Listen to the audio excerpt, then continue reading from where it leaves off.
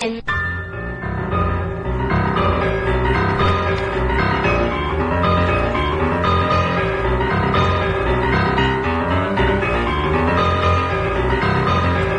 it's reported that 10,000 foreign nationals could be working illegally in the security industry, and the embattled Home Secretary Jacqueline Jackie Smith knew about this ages ago but kept it to herself.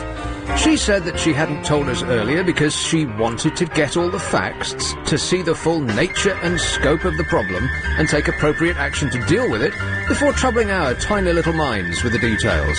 This fabulous excuse is a new one on us and is so all-encompassing, so staggeringly useful, that we'll be seeing a lot more of it. There's hardly anything that it can't be applied to. I bet she hugged herself all over when she thought of it. It's one-size-fits-all excuse for anything. The captain of the Titanic didn't accidentally crash into an iceberg. He knew it was there. He just wanted to inform himself of the entire nature of the obstacle, and smashing into it was just part of that process. He simply acted in accordance with the best interests of his passengers. Like the course he took, he was a pretty straight kind of guy.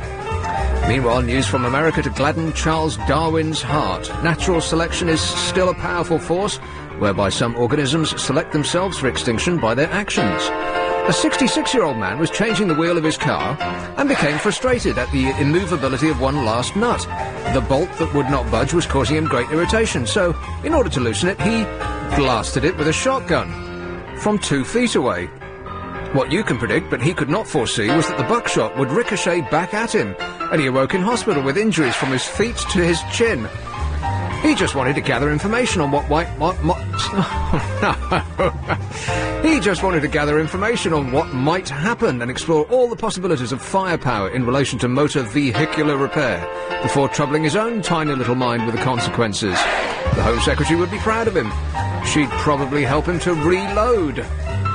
Speaking of the congestion charge, by the way, which I wasn't, I know. You know, a lot of people were queuing up to be super doubly extra nice to me yesterday, and to tell me that because I was unsure of whether I had strayed into Ken's evil area before 6 o'clock, because often I find myself going around and around and around Shepherd's Bush roundabout, which is a difficult circle to navigate, because you have to cross like 3 lanes to get from one. If you want to go around it, you take your life in your hands every time you do it. Going off at the next junction is fairly easy, but to keep going around, you have to cut up virtually 3 lanes of cars every time you do it. Right. So, what? I was going to say, it could be just one of those ones where you are on it forever. So if you do want to get off, it's actually harder work than going around it sometimes. Yeah, possibly, yes. But anyway, I forgot to do it on Monday. In fact, I was so giddy with excitement that I had sailed through the area of London that I normally go through at a crawl at, speeds of up to 20 miles an hour. So great was my excitement that I completely forgot about the 6 o'clock thing, and I couldn't remember whether the next day I had strayed in before 6 o'clock or not. And so I put this out. I said, how can you find out whether you actually owe them any money? Which seems like a reasonable request, doesn't it? I mean, if you are a customer of an organisation and you don't know whether you owe them anything, then it would be, you'd think the minimum level of customer service would be to tell you if you do or not. I mean, it's just in their best interests, right? No end of people queued up to tell me how easy it would be to contact the congestion charge people to find out whether I actually owed them money for straying in just a couple of minutes, because frustratingly enough, the building that I'm sitting in is just slightly into the new expanded zone. Just ever so slightly, to the point that the front door is in the zone, the back door isn't. It's almost like that. The zone goes, describes a line straight down the middle of this building. But there's no way of getting here without straying into Ken's evil zone. And so they said, all you need to do is, there's 2 ways of doing it. Either you can dial up the worldwide wait and go onto the website, and it will tell you automatically. Stunned I was with this news, that something would be so easy and consumer-friendly. And if that didn't work, they said all you have to do is call up the nice people at the call centre, and they'd be falling over themselves, bending over forwards they would be, in order to tell me every slightest bit of information that I need. And you know what? Every single one of them was lying to me. There is no way of finding out whether you've strayed accidentally into the zone or not, at all. And I called up the bloke, and I tried the website first, and there's no indication on the website to tell you at all, despite all these people coming on like they were experts, telling me, oh, you just fill out this box, and virtually the whole thing flashes green if you owe nothing at all. No such thing exists. And so I called them up. And I was in a very good mood just before I did it, because I thought, from the way that the people had explained it, it would be easy peasy, pudding and pie.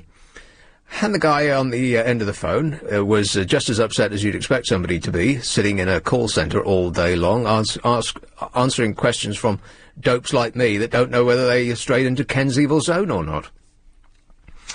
And he said he's very sorry. He didn't actually sound very sorry, but this is what he said. But very sorry, but there's no way of telling me whether I have, and it's down to the customer, me, to know whether I owe him money or not. Can you think of another thing in the whole wide world where that applies? Where you, as a customer, would pay for a service, which is what this is. The service is to allow you to drive on roads that you've already paid for, but let's not get bogged down on that. To find out whether you actually owe them money. Can you think of anything else? And that's a direct question to you two.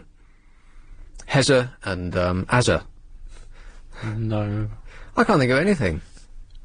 I mean, the council will tell you whether you owe them council tax. I mean, is there anything else that you can think of where they don't tell you if you owe them any money, but they'll fine you if you don't pay it? So they'll fine you if you don't pay something, but they won't tell you whether you owe it. That's just beyond belief. I'm trying to think of utilities, but they would tell you. Yeah. They're all metered, Plus, they'd have the good sense and politeness to actually send you a bill. They don't just expect you to add up how much you owe and send in the exact amount, otherwise they'll fine you. They just tell you how much, and then you pay them. It's simple. And so I spoke to this guy at length, and I said, well, I was just beside myself, because I was full of the goodness of human kindness, having been told how easy it would be for me to find out by no end of people who had all queued up. Who the hell were those people, by the way? All of them all queued up to tell me the same thing about how easy it would be. So yesterday's show was a sham, really, yes, wasn't it was. It was a lie from start to finish. It was almost as though it was produced by Blue Peter. And I said I just was staggered. And I said, well, when do you know whether I've gone through or not? He said, midnight tonight, this being the day after I'd gone into the zone. And at midnight on the day after, if you haven't paid, then they fine you. So they can only tell whether you've gone into the zone after the point at which it's too late for you to pay and you must be fined.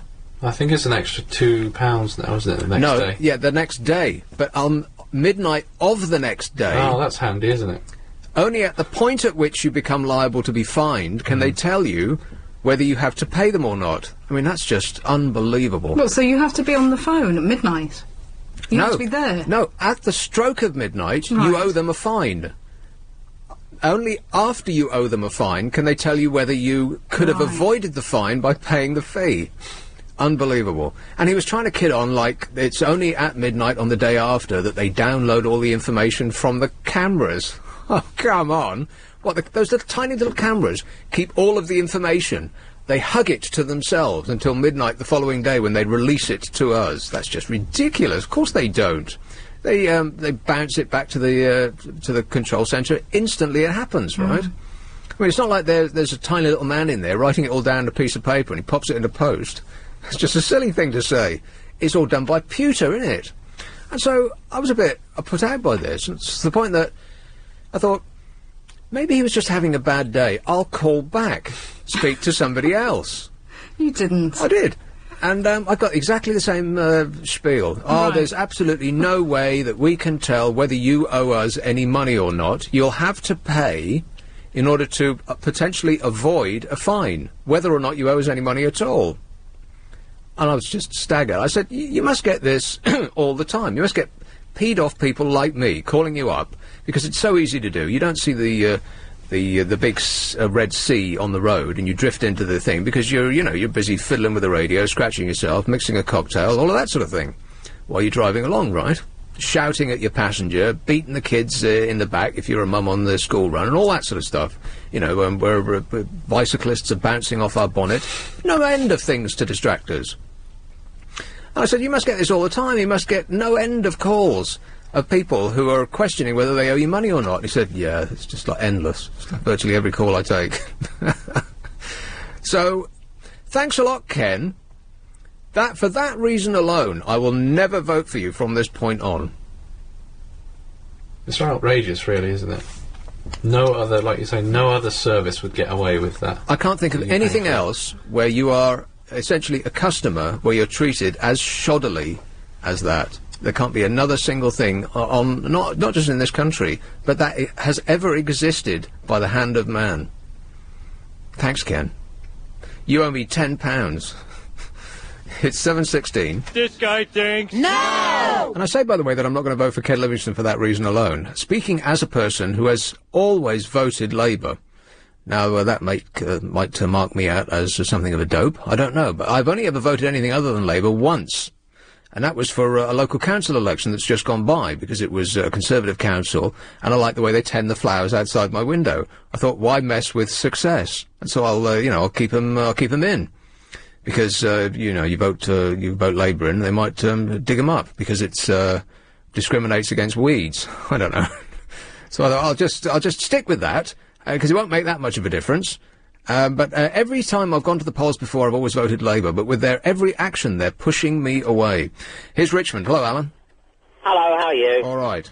Well, tomorrow morning, if you're getting for Nick's show, you can put Ken Livingstone up against the wall and ask him that question, can't you? Yeah, I don't think you're allowed to call your own station, are you? No, I mean physically go in there tomorrow morning and put him up against the wall. Yeah, but to drive in here tomorrow morning, I would have to come into the congestion charge. It would be worth paying the charge. Oh, I suppose so, yeah. You know what? They lie. That is the only thing you can guarantee. I had a similar situation to you just over a year ago, and I rang them up, and it's like, oh, I'm sorry, I'm afraid everything's downloaded tonight, at which point it's too late. Right. So I ended up paying the charge. I found out afterwards I didn't go into the zone. Then, when they brought in that fabulous, actually, we won't screw you too badly, just in case you've forgotten, tomorrow you can pay an extra £2. Yeah. So I purposely, knowing I'd been in the zone, rang them up and asked if I could find out if I'd been in the zone. And they said, no, we can't tell you that. And I said, well, why? Because your cameras download at midnight tonight. Ah, no, it's not. It's tomorrow night. I'm like, what do you mean? It's always been the same day. Oh, well, that was before. Now that you've got the extra day, we don't download till midnight the following night. Right, now, I don't believe that they download at midnight at all. It must surely be the instant the information is collected, because there's no space in those tiny little cameras to hold all that information. That is the excuse they've always had. Right. But I'll tell you somebody else who won't tell you you owe them something, and then they'll screw you, and that's the Inland Revenue. How do you mean?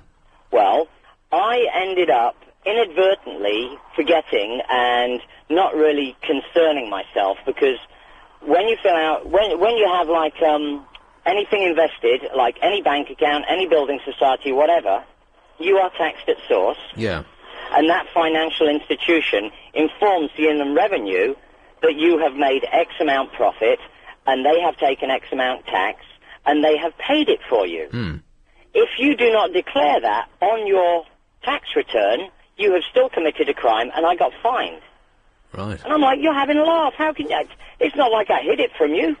Somebody else told you. Yeah. And they still fined me. And it's not as though you owe the money, it's been taken from you. You've had it already. I've paid it. But because I didn't remember to tell them I'd already paid them it, they screwed me again and I got fined. And what did you do about it? Let me guess. Absolutely nothing, right? Just like the rest of us. Tailpipe, like every good British person does. Quite right too. We shrugged our shoulders, which is the only thing we've ever got from France. We shrug our shoulders and we go, pfft, and raise our eyes to the ceiling. And if we were like the French, we'd shut the country down every time they did something against us. If we were like the French, we'd be pulling up the paving stones to throw at whoever we can see. Yeah. Yeah, especially with the fuel and stuff. So what we do is, much like a public schoolboy of old, we say, thank you, sir, may I have another? Yes, please. Please spank me again. Yes. All right, thanks a lot, Alan. No worries. Catch you later. Cheers. Here is Welling. Hello, Paul. How do you do? I'm all right, thanks. Good. Guy before has just stolen a little bit of my thunder, and first of all, apologies for my slightly croaky voice. Inland Revenue tax returns. Yeah. I had a situation recently where, for one reason or another, I hadn't filled in my tax returns for a couple of years, and I'd had a fire and lost all my information. So I had to phone the Inland Revenue, ask them to send me a statement of the start dates and the end dates of 2 employments that fell within that period, how much tax I had paid, because it's taken at source, so that I could put it on my tax return to tell them how much tax I'd paid. Right, so you have to ask them I had to the ring them information to tell them back. Exactly. The tax is taken out by my employer, and I don't have no savings, no stocks and shares, no investments, no nothing, just purely a wage. Right. It is, I'm an employed person in full-time employment. My tax is taken out, as with every other person, other than self-employed. At source, I get a net wage every month. The rest of it goes with a tax number to the Inland Revenue, and because I didn't have that information, I had to ring them up. They tapped my details into the computer, told me exactly how much tax I paid. I wrote it on the form and sent it back to them. Right. I mean, that's possibly even worse, the congestion charge, because you've already paid it. So they've already got it. It's not even knowing whether you owe it to them or not. You've already paid it to them. Yeah, it's as though it's like your mother, as a child, she knows whether you've stolen a biscuit before dinner. Yeah. But she's going to ask you whether you have, just in order to mete out punishment if you don't tell her the truth. Even more so, she's actually found the biscuit and already taken it back. Right. And then she asks you when you had it or not. But Yeah. I mean, there is no. You're absolutely right, and you took the words out of my mouth when I was listening to you. There is no other area of business or life anywhere in the world, surely, where you have to ask them to provide you the information so you can tell it to them back. Yeah, unless or they'll fine you. Yeah. I mean, the one saving grace about this is that if they fine you, which they do, if you delay and delay, they keep banging the fines on. The irony is, they actually owed me loads of money. Oh right. Well, I bet they paid up. Bet they paid up straight away. Well, to be fair, Nick, not only did they pay up, but the fact that they owed me means that all the fines were negated. Huh. Well, that's a happy that was ending. It was a happy ending, but just the most bizarre thing. And of course, thousands of people employed in full-time job, in administrative capacity, doing all this in hundreds of buildings around the country on our taxpayers' money, asking me for stuff they've already got. Right. So, I sympathise. Okay. Thanks a lot, Paul. Bye-bye now. Cheers. Yeah, none of it seems to make any sense at all to me. Like, at all. That a system that couldn't be more easily set up, like the Oyster card. Every time I use it, like I was saying yesterday, I'm amazed at how consumer-friendly it is. Surely it is not beyond the wit of man, the hundreds of millions of pounds that they're taking from the congestion charge and the amount of money that it costs to set it up, just to open an account. How hard would that be? You open an account, every time it sees your number plate, they just deduct it from your bank account, just like the Oyster card does. Wouldn't that be a good idea? So that you never need to worry about, oh, blimey, did I just stray in there, and did I cross the line just before 6 o'clock? One London. Huh? One London. That's the sign, isn't it? Oh, yeah, well, don't get me started. That's another thing. And another thing. LBC 97.3. Christmas is a time for family, friends, and of course fun. That includes watching great telly, like all the top quality drama, hilarious comedy, and fascinating Some nobody. Here is Peckham. Hello, John. John, hello, John. Just swallowed the chip then. Nick, truthfully, I'm a big fan of yours. You combine logic with wit. Truthfully, I'm a big fan of yours. Oh, thanks, Dad. Don't go changing. Don't go changing. Don't go changing. I've just a couple of quick points, if I may. One is we must forgive Ken because he thinks he owns London. He's got this sort of fetish. He thinks he owns London. Well, he's been in charge for so very long. Yeah, he thinks it poor. One way or the other. He thinks he owns London. Well, secondly, I've done a little non-racist, non-anything limerick. Oh, I bet it's not funny. Well, it's not funny. Well, let's see. If it's a politically correct limerick. Everything's politically correct. Nothing. Isn't that exciting? No. No. My God. Here we go. Right, it's called UK Freedom Fighters. All right. Okay? We must honour freedom fighters, says Ken. Erect statues, close to Big Ben. Good idea, Ken. Soldiers from our shores that died for us in world wars, we will immortalise them. Right, like I said, not a laugh among it. No, there's no laugh. No. Well, he keeps saying freedom fighters, so all these millions that died in 2 world wars alone, they were freedom fighters, surely. UK boys. Right. OK, well, thanks for the effort, John. Thank you. Cheers, mate. Did you cut me off, or did I hear it? No, everything was... You're still on. God bless you. Talk to you later. Cheers, ta-ra. It was Poetry Corner. This shall, from now on, be the part of the programme where we only talk in rhyme.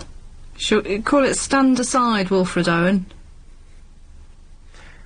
Right, but we would want something a little more upbeat than Wilfred Owen, surely. A little happier than that. Gas, quick boys, an ecstasy of fumbling. That's the only poetry I know. Maybe William McGonagall? How about Robert Service? Blank looks all round. He was an explorer who was one of the first of the gold rush people into Alaska, and wrote about his experiences. And I think he's very good. Go ahead and... he's a poet? Google him. Yeah, Robert Service. OK. Other search engines are available. Here is Barnett. Hello, Mirelle. Hello, Nick. How you doing? All right, thanks. OK, you know which Wilfred Owen poem I love? The Bell. I mean, it's very sad, but I'm sure the name of it is The Bell. Right. And you read it, and there's tears running down your cheeks. It's just it's so poignant. It really is. Not a happy writer. It's not so happy, but it's one of these poems where I can't, there's not a lot of poetry that makes me do that. But his poems, some of them really do. Yeah. I tell you what I wanted to phone you. I was listening to the guy who was saying that we're not like the French. Right. As in our protests. I think we should be. I think our politicians always say, oh, no, you don't want to be like the French are this and the French are that. And they keep us under the cosh like lapdogs. Yeah, they would rather we weren't like the French. Exactly, because then they wouldn't be so self-serving. And I was thinking, Nick, and I'm serious, okay? I'm not on hallucinated drugs or anything, okay? But are you sure? I'm positive. Right. Would you like some? I would like to say I'm an honest, abiding person. First of all, before I make this statement, okay? Okay. 3 million people, okay, marched against the Iraq War. Why can't 20 million of us march on Parliament? I've had enough of them. I've had enough of them. Well, it's a bit cold out, Morel. Might rain later. No, I'm serious about it. I've had enough of their self-serving. I've had enough of their £6,000 rise. I've had enough of them saying, oh, you can't be proud to be British. You have to be ashamed of everything you've done. I'm up to I wish we could go on the streets. I would. Right. I really would. I've had enough. Okay, well, as long as it's not too early. No, I'm serious. This is how they get us under the cosh. I am so serious about this. Well, we can't be bothered, Morel. We just can't be bothered. No, but if you can't be bothered, then what's the point of staying in the country? Right. Well, precious few people are. Apparently, everyone's going to up sticks and go for Christmas. Well, that's different. For a nice. No, you're being sarky. I'm being serious. No, I'm being serious too. But you mean not just? I mean, kick them out. I've had enough of them. Right. Okay. I really had enough of them. I think.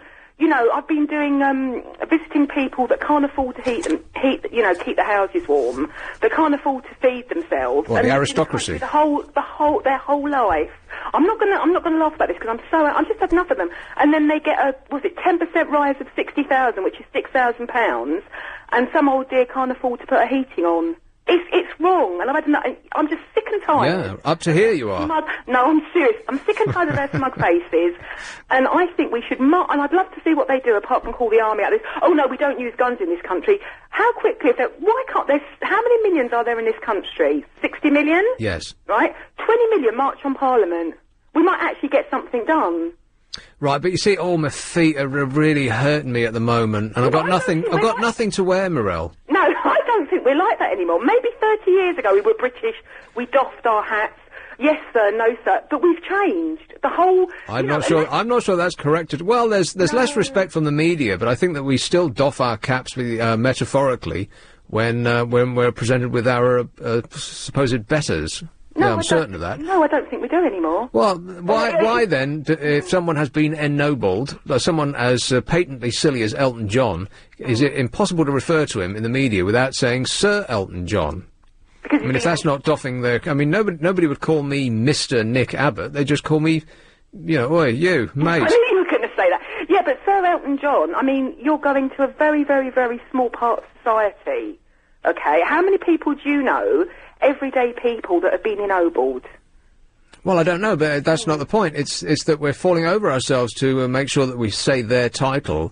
But anyone who's absolutely. I call Elton John. I call Paul McCartney Paul McCartney. Right. I wouldn't do it out loud in public, Morel. I respect people when they've actually. I'd rather respect the lady, and her name's gone, but she's fostered children for the last 20 years. I would rather respect her than I would respect any of these so-called celebrities. I've got no time for them, Nick. Right. Well, don't switch on the TV, Morel, because it's replete with them. I don't have a TV. Well, good for you. But seriously, I am dead serious. I know you are. I'm laughing, but I've just had enough of self-serving politicians taking the mickey and saying, we won't do this because we're British. What rubbish. Well, as long as you're laughing while you're saying it, Morel. I am laughing while I'm... Apart from that, have you had a good day? I have. It's been super fantastic. I'm laughing too. Well, you got to have a laugh, ain't ya? You're not going to join my march, then? Well, I'm a bit busy that day. I really do think that unless they pull their socks up, people are going to say we've had enough. Yeah, that's the thing is, my socks, you see, they're all wet. I just washed them. And I just can't win with you. I can't be serious. Right, okay. Well, that's the way we like it. Thanks a lot, Morel. Thanks a lot, Nick. Cheers, my dear. Ta-ra. This is LBC. I'm Nick Abbott. Let's have Bexley. Hello, James. Hi, Nick. How are you? All right, thanks. I'm bringing you back on the congestion charge, mate. Sorry. All right. Like you, I think they haven't thought about it. I very rarely go into the congestion charge zone, but I'd be more than happy to pay them £20 or £30, have it in an account for the odder time I would go in there. You just think the thousands of people that would possibly do that, how much money they'd earn in interest. Well, I think, okay, I'm an ardent conspiracy theorist, and I suspect that it would be the easiest thing in the world for them to set up an account for people in order for them to pay without actually going through the hassle of buying a ticket or calling up or doing it on the net, remembering to do it. Easy as pie, because if they've done it for the Oyster card, which is being used by far more people, and I think that the reason they did it with the Oyster card is that they don't want people queuing for the ticket. They just want you to get on and start spending money with them, right? When you're driving a car into London, you're not prevented from going into London before you've paid, as is the case on the Underground. So the reason that they haven't done it is not from a lack of technology. It's because if they allow people to start an account where you take payment automatically, how are they going to fine you? Well, they can still fine you with the Oyster card, but you don't think it's got anything to do with the data protection and the privacy laws? No, I think that it would taken away the opportunity to fine you. I'm sure they make a significant proportion of their profits through fines. But I'm sure they could find an easier way of getting that money from you if they did have the account. Same as they do with the Oyster card. If you haven't got the account and you don't do it, the fines could be trebled. Therefore, they could get more people to pay and have an account and earn more off the interest. No, I don't. No, I'm not really with you there. I don't think that people stop themselves from driving into London because they don't have an account. No, I don't think that's right at all. No, sorry, that's not what I meant. What I meant was, is if people don't have an account and they drive into London, the fine could be a lot larger because they have this facility, like you're saying, where they can have accounts, where they can have their card debited, so they could make those fines higher and and the money that they would have in the bank from the interest they'll be earning from all the people that had a credit. Well, I don't think that would prevent them from raising the fines. They'll just do that they'll set it to whatever level they want. I mean, they don't have to set the ability for people to have accounts to raise the amount that they will fine us. They'll just do that anyway. But anyway, I'm coming past a break, which is coincidentally all about travel. But thanks a lot, James. Bye. Yes, it's all about the fining. I'm certain of it. Conspiracy theorist. I'll believe the worst of everyone, as long as they've been put there by our votes. It's 7:45. Here's Travel Now with Alan Joyce. Thanks, Nick. Still problems on the M25. Mind if I say a few words? Thank you. And I should have mentioned it at the time, but the nice man on the news was talking about the I'm a Celebrity rubbish on television. You know, the silly jungle thing with those two irritating tykes. And the way he put it, because they just lost a large amount of their audience, and I was hoping for Just This, which is exactly the same as that ridiculous Housebound thing over on Channel 4. It started large, and then the audience just drifted away, because I think that as a nation we are just getting sick of this tripe. And I promise you this, if you stop watching, they'll stop making them. That's an absolute guarantee. They'll have to think of something else, you know, and anything else would be good. It might be... Actually, it might be of some quality. Would anybody expect that? No. No. You're right, Carol, not really, no. But it would be something else, you know, not just the same old tripe over and over and over again. But the way he put it was, I'm a Celebrity shed 2 million listeners. But there was the slightest of pauses between the word shed and the word two, such that he said, I'm a Celebrity shed. And I thought, what a fantastic format for a TV show. I'd watch that. Expect to see it on Sky One before the weekend's out. How would it work? I'm a Celebrity shed. Well, it would be, who would stack their tools in a shed like this? Would they all be locked in sheds? Or would it be different types of sheds? And then set on fire. But can you believe that Lloyd Grossman is doing so fantastically well with his sauces? How much money must that man be making from pasta? I know, who'd have thought that? Unbelievable. Why would you go to Lloyd Grossman to buy your pasta sauce, by the way? I mean, you would go to some giant multinational organisation that's trying to kid on that they make it all in some old mama's kitchen in Sicily. I put her picture on the front, but actually it's, you know, some giant multinational whose base is in Switzerland or something. But Lloyd Grossman, why? What made you think of him? Because that's the chap that I was badly impersonating. You know, through the keyhole. Oh, yeah, Through the shed hole. Oh, sorry. I'm not concentrating. We got to concentrate every second on this writing it all programme. down. The stuff that goes by without you or indeed I noticing. Do you think people are just desperate to buy any brand now that has a celebrity kind of Well, he's not endorsing really it? a celebrity, is Well, he? he's I mean, known, that's a isn't he? surprising thing. I think, well, the reason that it's so successful is everyone that I've tried so far has been fantastically good. Here's a challenge, Nick. Yeah. Could you cook a main course meal from items of food that have been branded by celebrity? Well, I won't touch anything that Ainsley Harriot's face is on. At all. Okay, why? I just can't stand Ainsley Harriott. But you could, in theory, choose one of his... What's he branded? What's he got? Oh, he's got no end of things. His beaming bug eyes are coming out of the shelf everywhere you look over where I shop. I can't stand him. Ainsley Bloomin' Harriott. He's popular in the States. Is he? I think he got... I heard him name-checked in the rap track as well. Oh, get out. It said cooking it up like Ainsley Harriott. No! Yeah. Oh, I can't remember who it was, but on.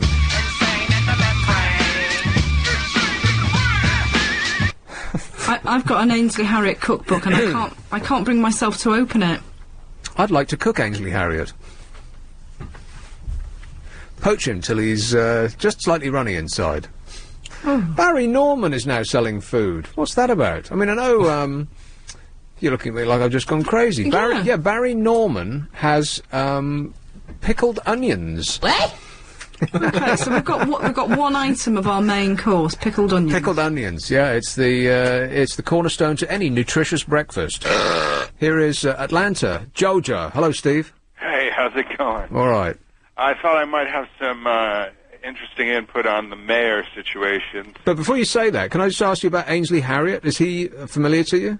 He had I didn't think his American show was very successful. Right. I'm glad to hear it. Can't Cook, Won't Cook, or whatever that is. It's on BBC America. But that's what we're sending Americans. Can't cook, won't cook. They're sending us The Sopranos. We're sending them that. How embarrassing. Like, Are You Being Served reruns. Right. Anyway, you know, we've had two very successful in New York, but different mayors. I didn't like Rudy Giuliani much, but, you know, he certainly was successful. And Michael Bloomberg, he's coming from a corporate atmosphere. And I think what the problem is in London you have with Livingston is, A, the way he spends money. That would be part of the problem. Yeah. And B, he's not a good manager? Well, I think you might have hit the nail squarely on the head there. See, Bloomberg is a billionaire, is he not? He's certainly a multi-millionaire and has done his time in business. He's actually run something. Yeah, he's run a company. Yeah, whereas most of the politicians in this country haven't had their hands on the tiller at all, or the till, indeed. They've never run anything, not even remotely resembling a business, not even a corner shop. All they've done is climbed up the greasy pole of politics their whole life long. Right, so you'd think that the Conservatives would put up a captain of industry. Yeah. Instead, they got a chat show host. Exactly. It's just, it really does boggle the mind. Well, unfortunately, what they realise, which is quite true, is nobody votes for anybody dependent on what they believe or what they're gonna do, or what they say they'll do. They vote on people whether they like them off the telly or not. Well, and I'd have to say that it's all your fault, Steve, by which I mean all 260 million Americans who started all this. Well, I mean, what about someone like Alan Sugar, who's both on the telly and has run a business? Well, he's not a very likeable person, though. That's true. Wasn't there a Greg Dyke? I see the answer I gave some moments ago. Yeah. Let me ask you about this. I was reading in the paper the other day about a small town near Atlanta, Georgia, that has run out of water. Is Atlanta about to die of thirst? Well, there is supposedly a drought around here. Because they had to bus in or send it in on trucks, like the Grateful Dead. They're trucking. Rock and roll! I mean, didn't you have that this summer? Well, no, we didn't have the point at which a town had actually completely run out of water, and that the government had to truck in bottles of it just to keep people alive. Well, I sort of feel like it's the same way here as it was this summer in England. It's like, yeah, on the news you hear about it all the time, but everyone you talk to says, yeah, we have plenty of water. Right. So, I don't know what to make of it. They are protesting too much. Yeah. Right. Okay, thanks a lot, Steve. All right, have a good Cheers. one. Ta-da. This is LBC. This is LBC. Are you trying to tell me that this is your act? Here is Hertfordshire. Hello, Mitch. Hello, Nick. Mitch. Congestion charge. Yes. I got fined £50 about 3 months ago, Right. and I paid it. But what happened, when I paid for it, instead of putting a 0, the lady on the till put a 0. Right. You know, the letter 0. Yes. Anyway, I got my employer paid the fine and then gave me the invoice. So he'd already paid the fine on my behalf. And I said, well, I paid this one. I got the receipt. And I noticed it was the letter, not the number 0. So I wrote to him and I said, look, I paid the congestion charge. You fined me, but it's the wrong registration number by 1 digit. Mm. You know, can I have my fine back? Yes. They said no. Oh, well, that's exactly what I would expect them to say, yeah. Because they're nasty and evil. Yeah, but I paid it, and they said, well, you've got to write in. So I wrote in, no response. Wrote in again, no response. Wrote in again, no response. Each time I said, look, it's an error. I paid it on time.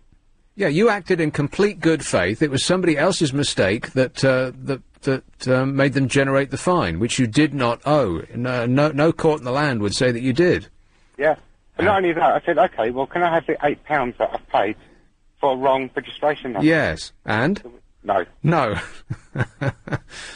Isn't that great? Not only did I pay a fine, I mean, okay, I should have checked the receipt at the time. Well, even if you had, you would have mistaken. Who wouldn't mistake a 0 for an O? I mean, they look exactly the same unless you're familiar with the exact typeface that they're using, unless you could see one side by side. Yeah. Yeah, I think that's called just not fair. No, it's not fair at all. Right. Because Okay. I got stung last year for £35, and that was my fault. I didn't pay it. Right. But this time, I purposely paid it, and they could see I purposely paid it. I intended to pay it, and because of... The thing is, I've paid for a registration that doesn't exist. Yeah. But the customer is always wrong, apparently, in this respect. Yeah, It just makes me mad. They're trying to find a place where you can park up and actually pay for it. Well, yeah, they don't make it easy. That's absolutely right. But listen, I've got the news coming up. But thanks a lot, Mitch. Thanks for the bad news. All right. Okay, pal. Bye-bye.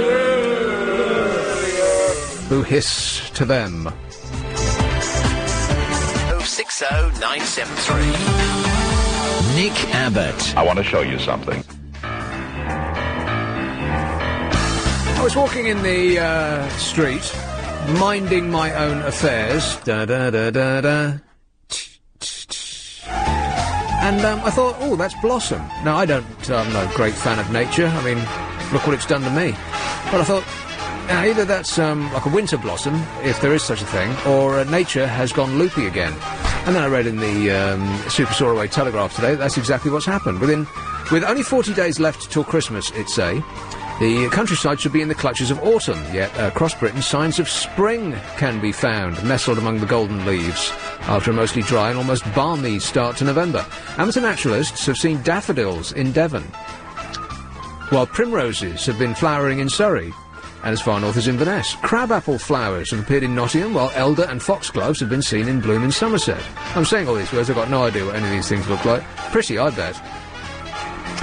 Signs of spring have also been seen in ponds. Dragonflies are mating. Ooh. While there are reports of tadpoles in Fife and young newts in Edinburgh. Hey, Ken, there's newts in Edinburgh. It's thought that mild temperatures have fooled nature into making an early start.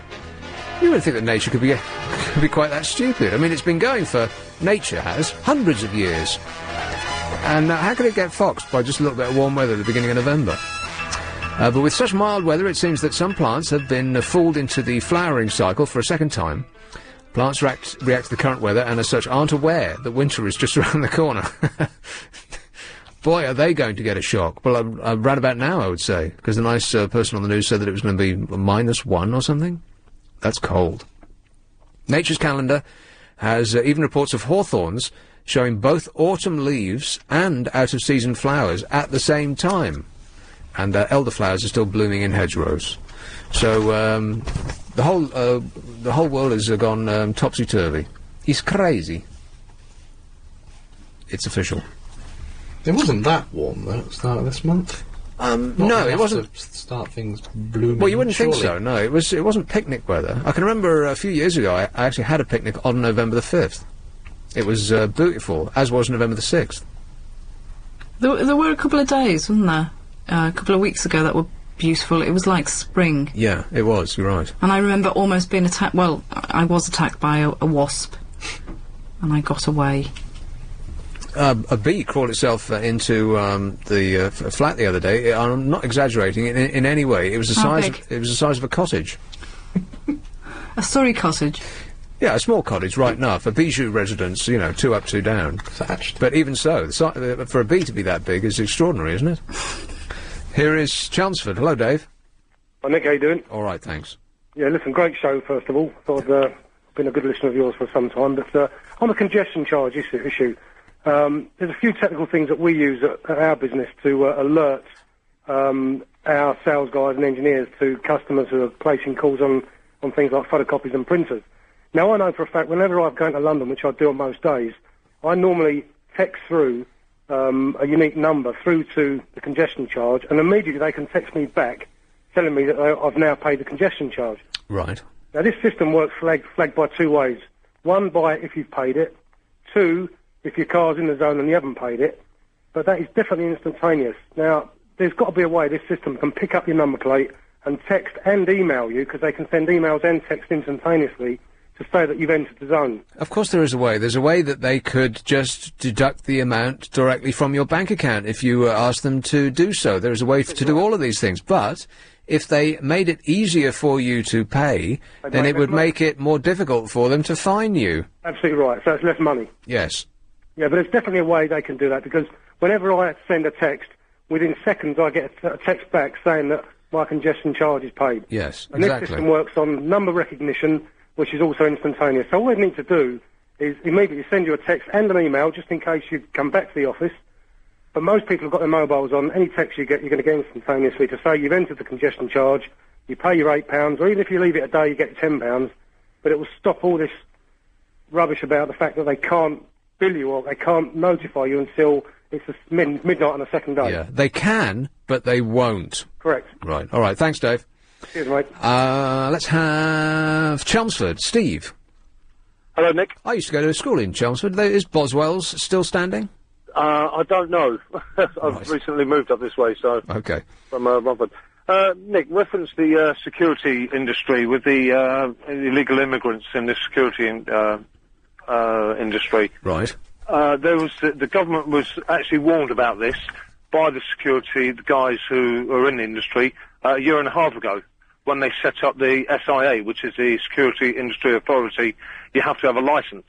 Yep. Yes. When you apply for your licence, you have to go and do a course. Yeah. If you can prove, I'm a close protection operative, so I get a close protection licence. Close protection? Close protection. What does that mean? Bodyguard work. Oh, right. Like that. So anyone we know? In the past, yes. Don't want to talk about it though. All right. So what you have to do, you have to prove that you've done a course within 3 years, in the past 3 years, to a good course, which is recognised by the government. If you haven't, you have to go and do a 3-day refresher course and a 4-day first aid course. They charge you for that course nearly £600. Yep. Yeah. Once you pass that course, if you pass that course, you have to buy a licence, which costs you £300. Right. On top. Now, they bought the licence on the 20th of March last year. There was thousands of us in good jobs. Yep. When you send off your licence, you have to send off your passport. Your original passport, not a copy. The original one has to go through the post, normal post, to the SIA. Right. To prove that you're legally allowed to work in this country. And when you put it in the post box, you expected never to see it again, right? This is what's happening. There's people I know who are getting other people's passports, documents. You have to send all your original documents, bank statements, driving licence, everything to them. Yeah. And it's been such a cock-up, it's unbelievable. I was in a good job up until the 20th of March, earning quite good money, stable work, the lot. 20th of March, I'd already done my course in February. I was waiting for my licence. There was a delay of 7 months for waiting for your licence. A cock-up in a system set up by the government, Steve. I find that hard to believe. Exactly. In that 7 months, I was not allowed to work along with thousands of other people. On the 20th of March, we was all sacked because we was working illegally. And the firm we'd worked for was liable to get £20,000 for each man they had on their books without a licence. This is the security industry today. This is what they're like. And still now, the backlog is still there, and you still have to wait 5 months to get your licence through. You're not allowed to work until you get that licence. But we brought up our concerns with our local MPs. We was trying to get it through to put on Prime Minister's question times to say, what about people who are here illegally? And they said, no, when you send your passport in, that's what we check. So they knew about all this situation a year and a half ago. And there's people out there who have lost their jobs, lost houses. I was on the verge of bankruptcy. We weren't allowed to sign on because effectively we'd made ourselves unemployed. There was just absolute a shambles, it is, and it still is today. And in 3 years' time, we've got to go through the same process again. Pay £300 to buy a licence and go do a 3-day refresher course in 3 years. Right. Okay, well, thanks for the bad news, Steve. Okay. All right, cheers, mate. Yeah, up to 10,000 foreign nationals could be working illegally in the security industry, the Home Secretary indicated just the other day. The figure is double the previous estimate. Jack Smith told that the MPs that officials were trying to find out the scale of the fiasco, but despite accusations from the Conservatives of blunder, panic and cover-up, she denied trying to conceal the problem. And it's, as I mentioned at the beginning of the show, the excuse was that she knew about it, but she, as Steve just said, they knew about it, but they wanted to establish the full nature of the problem and then explore all the avenues of action that they could take before they told us about it. Which is such a fantastic excuse. It could cover anything that you could possibly think of. The reason that we didn't tell you about anything is because we wanted to gauge exactly what the scale of the cock-up was before we told you. So they could literally keep anything secret from us from now until the end of time, just with that convenient excuse. Genius! It seems like this government basically does everything it can to not admit when it's made a cock-up until it really has to say, you know, yes, I'm so sorry, I really screwed up, and then they just say sorry and think everything will be right. Yeah, they say, I am very sorry that I screwed up. Totally I am so sorry. You just don't know how sorry I am. I'm sorry. However, Miss Smith, Jackie, was unable. So they went through all of this, and you're right.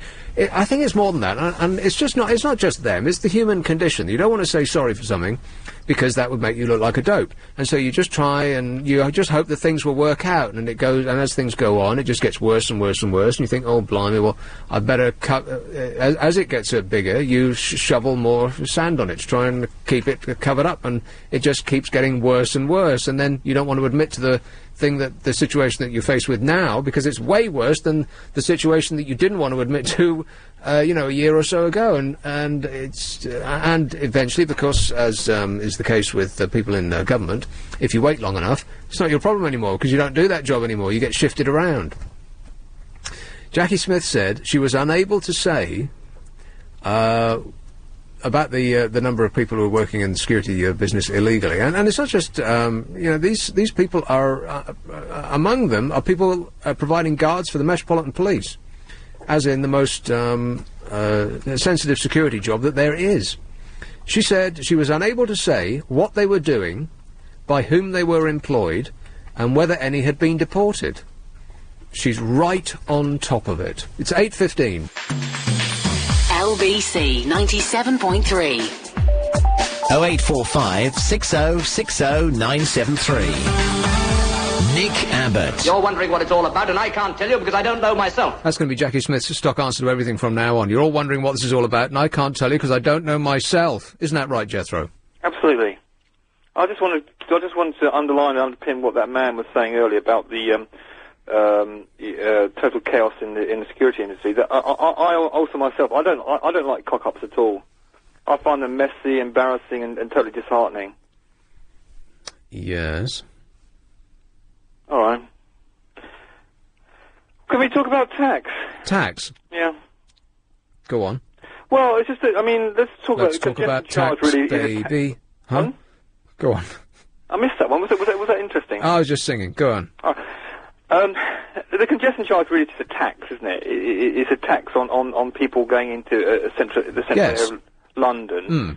Can I just recommend to people that if they want to know about their great mayor, the great mayor that leads the great capital city of ours, our great capital city, they go and look at Wikipedia, because I've been a total nerd, gone down to the library and printed out 16 pages of Wikipedia on Ken Livingstone. He's a really interesting guy, because when he's got political opposition within the Labour Party, he's totally ruthless. He's been totally ruthless in his rise to the top of the. Well, that's the nature of politics, surely. Yeah, but he's got rid of. The interesting thing is he's been totally ruthless in destroying the opposition to him within the Labour Party. That's it. Because if you remember, he initially said, apparently, when they were trying to select the Labour Party candidate for the mayor, that if he wasn't selected, he wouldn't stand as an independent. Then, having failed to get selection, he declared himself as an independent candidate. And Tony Blair said that Livingstone as a mayor would be a disaster for London. And then you're 3 years down the lane, when the moderates in the Labour Party realised they had no choice, because Livingstone was going to remain around as long as the stones at Stonehenge remained around, they had to make a reconciliation with him. But Frank Dobson was true, because Dobson based his campaign when he was running as a Labour Party candidate that Livingstone was, surprise, surprise, an egomaniac.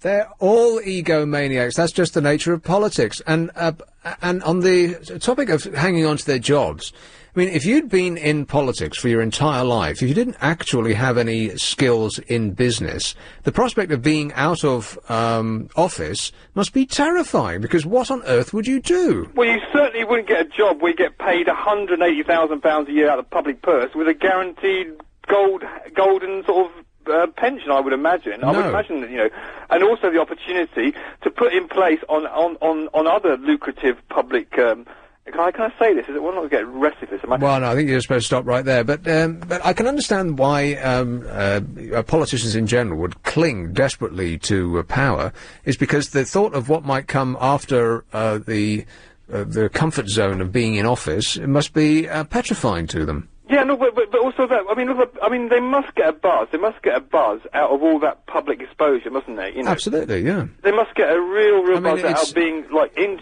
in charge. Not just a buzz, but I mean, in a lot of cases with the people who are in the Houses of Parliament, by our votes, it's the only way they're going to get laid.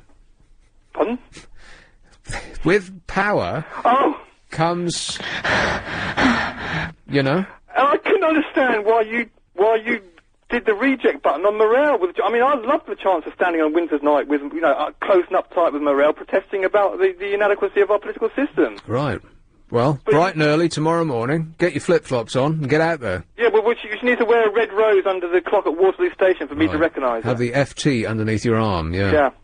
By the way, what are they going to be doing with the platforms at Waterloo? You know that giant snake of glass building that sits on the side of Waterloo Station? That must have cost us, you and me, untold hundreds of millions of pounds. Do you know what they're going to be doing with it? I know what they're doing. Yeah, absolutely nothing. No, that's not at all. It's true. They're going to do nothing with it. There is potential there. You do what in every other area where we failed economically, commercially, and industrially. We just turn it into a museum.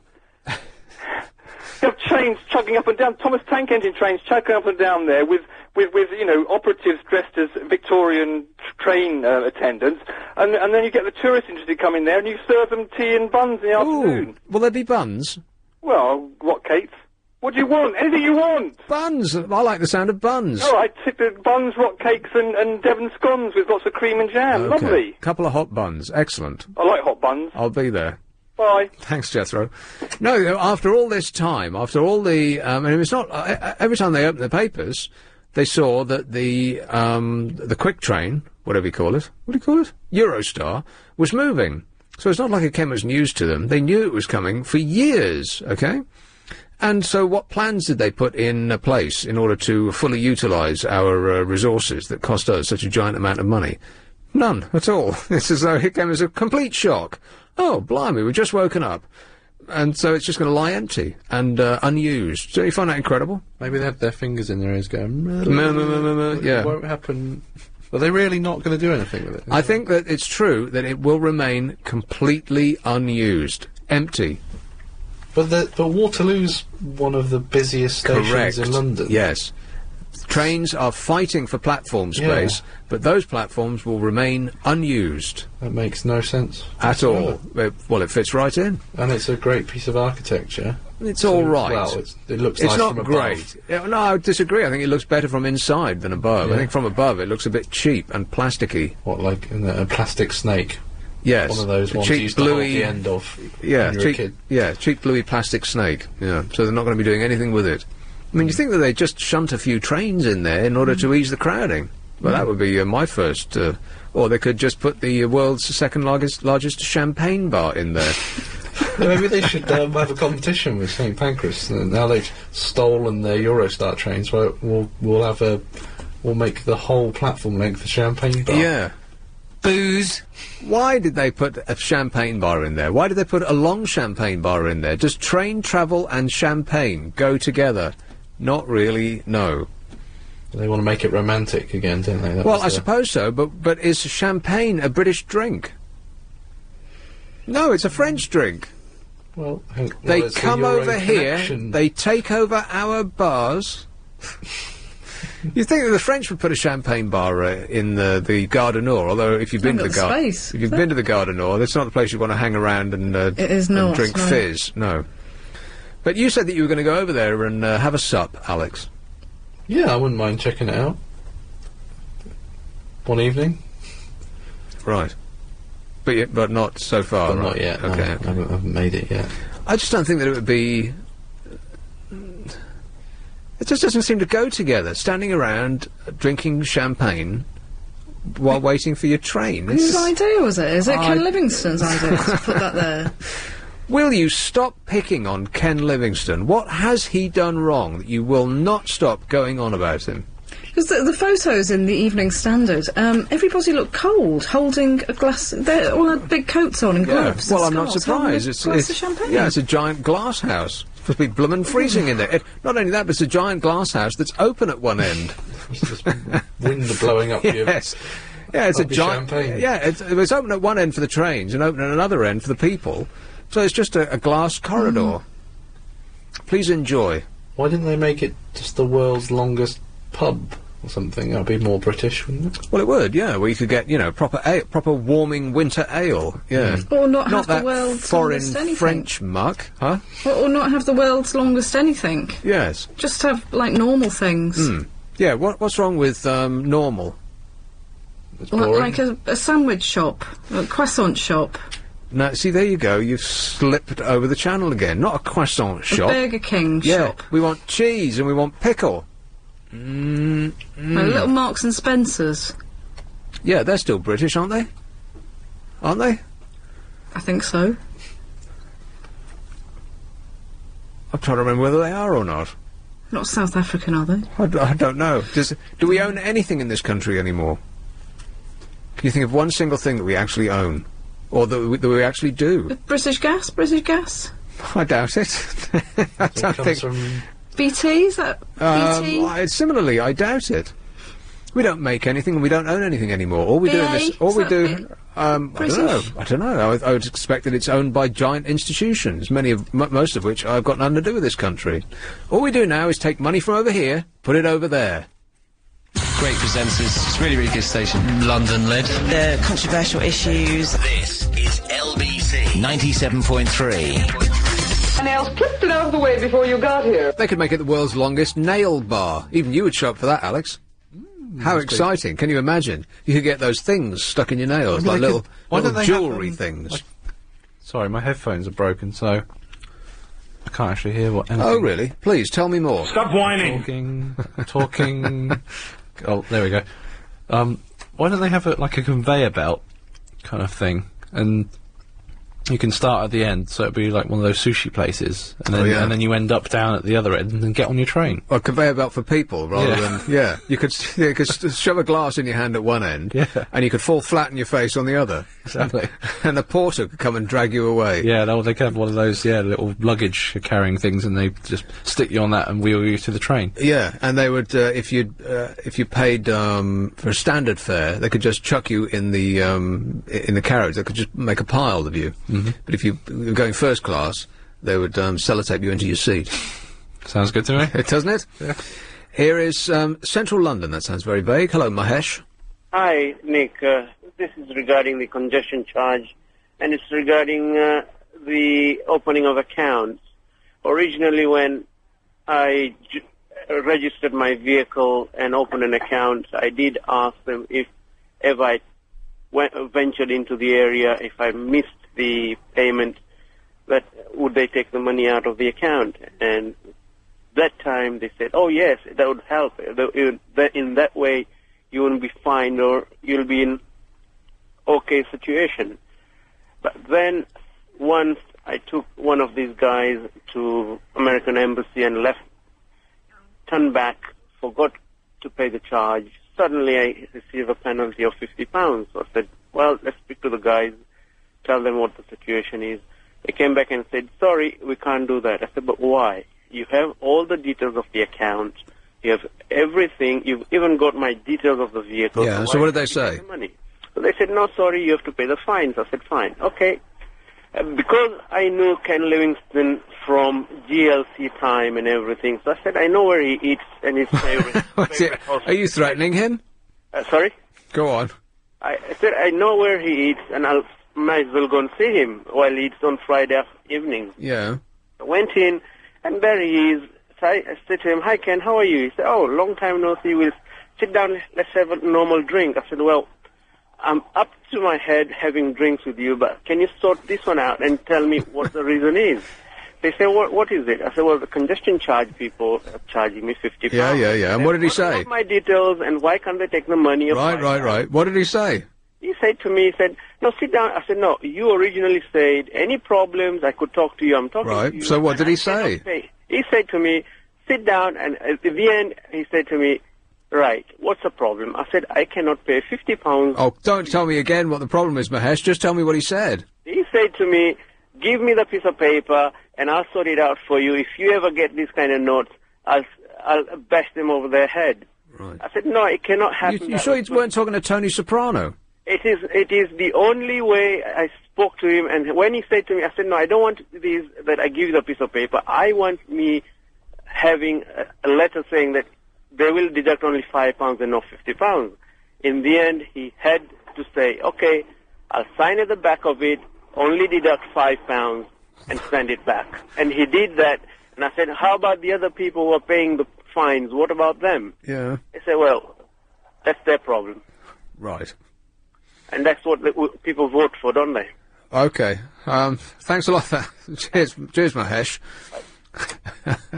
I know where he eats. Here is Angel. Hello, Mike. Yeah, it's Mike, not Angel. Only my best friends call me Angel. All right. What's with this creeping xenophobia about having a moan about things French? What could possibly be nicer when you're making your way to Paris than to begin the journey with a glass of cold champagne? I quite agree. And last time I went to France, which is just a couple of weeks ago now, that's exactly what I did. Sat in the comfort of my exquisite executive seat. That's the first thing they do. It's if you pay a ton of money, then they put you in your own little compartment, and then they get you drunk. It's great. Yeah, and they do it on business class if you fly. I mean, it's a normal way to start a journey. Yeah. So why not at St Pancras too? No, I agree with you. It's a romantic setting. I mean, it's a beautiful. The way they've refurbished it is absolutely stunning. Right. There's a program on the BBC about the refurbishment, isn't there? I'm Sky Plussing it. Is there? I'll catch up with it. Yeah. I'd like to see that because it looks to be absolutely stunning. I think it's on a daily basis. I think it might be on this evening. All right. No, I absolutely look forward to it. Yeah. But everywhere that the train goes at the moment is not warm, so I'm going to have to wait till next spring. No, I like champagne a lot. So, well, it sounded to me like you're having a real moan Oh, about no, I wasn't. It was just, this is not a very serious show. I was just having a bit of a laugh, that's all. You were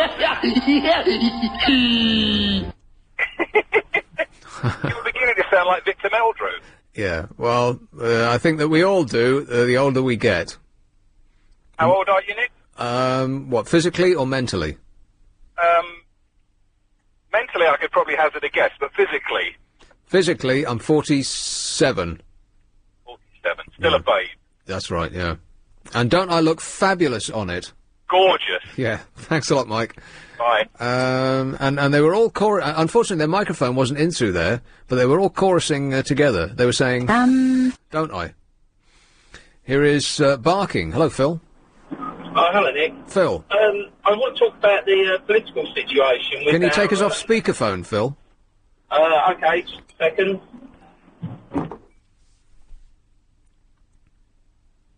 Oh, it's much better. Oh, he's hung himself up. It's a dream come true. Oh, it's just us then. Yeah. Hey, you know, that Parliament is now going green. Ambitious plans to make the Houses of Parliament one of the greenest buildings in the country are being considered by MPs. The proposals include, and this, by the way, is beyond parody. The proposals include placing a 35-metre wind turbine next to the House of Lords. They're going to run on wind. Can you believe it? Yeah. Will it be gothically styled to fit in with the rest of... Well, you wouldn't... How could they... That's a Grade 1 listed building. That's a Grade 1 star listed building. You can't touch that at all. And they're going to stick a wind turbine on it. How would that work? They won't get planning permission for that. Well, I wouldn't think so, but you would expect that they would get planning permission for anything they want, as long as it increases their own comfort, as long as it enables them to wag their finger in our face, saying, look what we've done. Now it's your turn. It's going to run on gas. That's great. Make your own jokes up. And also, even better, they're going to sink a 120-metre borehole. Make your own jokes again? Exactly. For what? You could point your finger at each and every person in there and call them a borehole. You bleeping borehole. Borehole, yeah. There are total boreholes, yeah, beyond parody, like I said. So this is the method in which they are going to become more green. And heat and light themselves. Alternatively, we could put them in a great squishing machine and crush each and every one of them down into tiny little briquettes and set fire to them. Lovely. Warm our hands by the light of their, Although you've got CO2 emissions then, haven't you? Oh, well, I suppose so, yeah. What about compost? You could make some old. Oh, well, they got no end of that. Every time they open their mouths, out it pours. Wind and boreholes. Right, you going to call them back or what? Well, I don't know. Do you Or want should we to just have a chit-chat amongst ourselves? Yeah, do you want to talk more about congestion? I mean, we've done it for 4 hours and 40 minutes I don't want to. Well, that's why I'm not phoning... Oh, I see. Do you see what I mean? We can have more of the same, or we can start from new. Right. Well, I've done the weather. What, have you been making a note of all the topics that I've discussed so far? Well, Because there's been many and various. Yeah. Are you lying about that? No. Do you want to see? All right. Again, it's a completely blank piece of paper. Go on and read them out.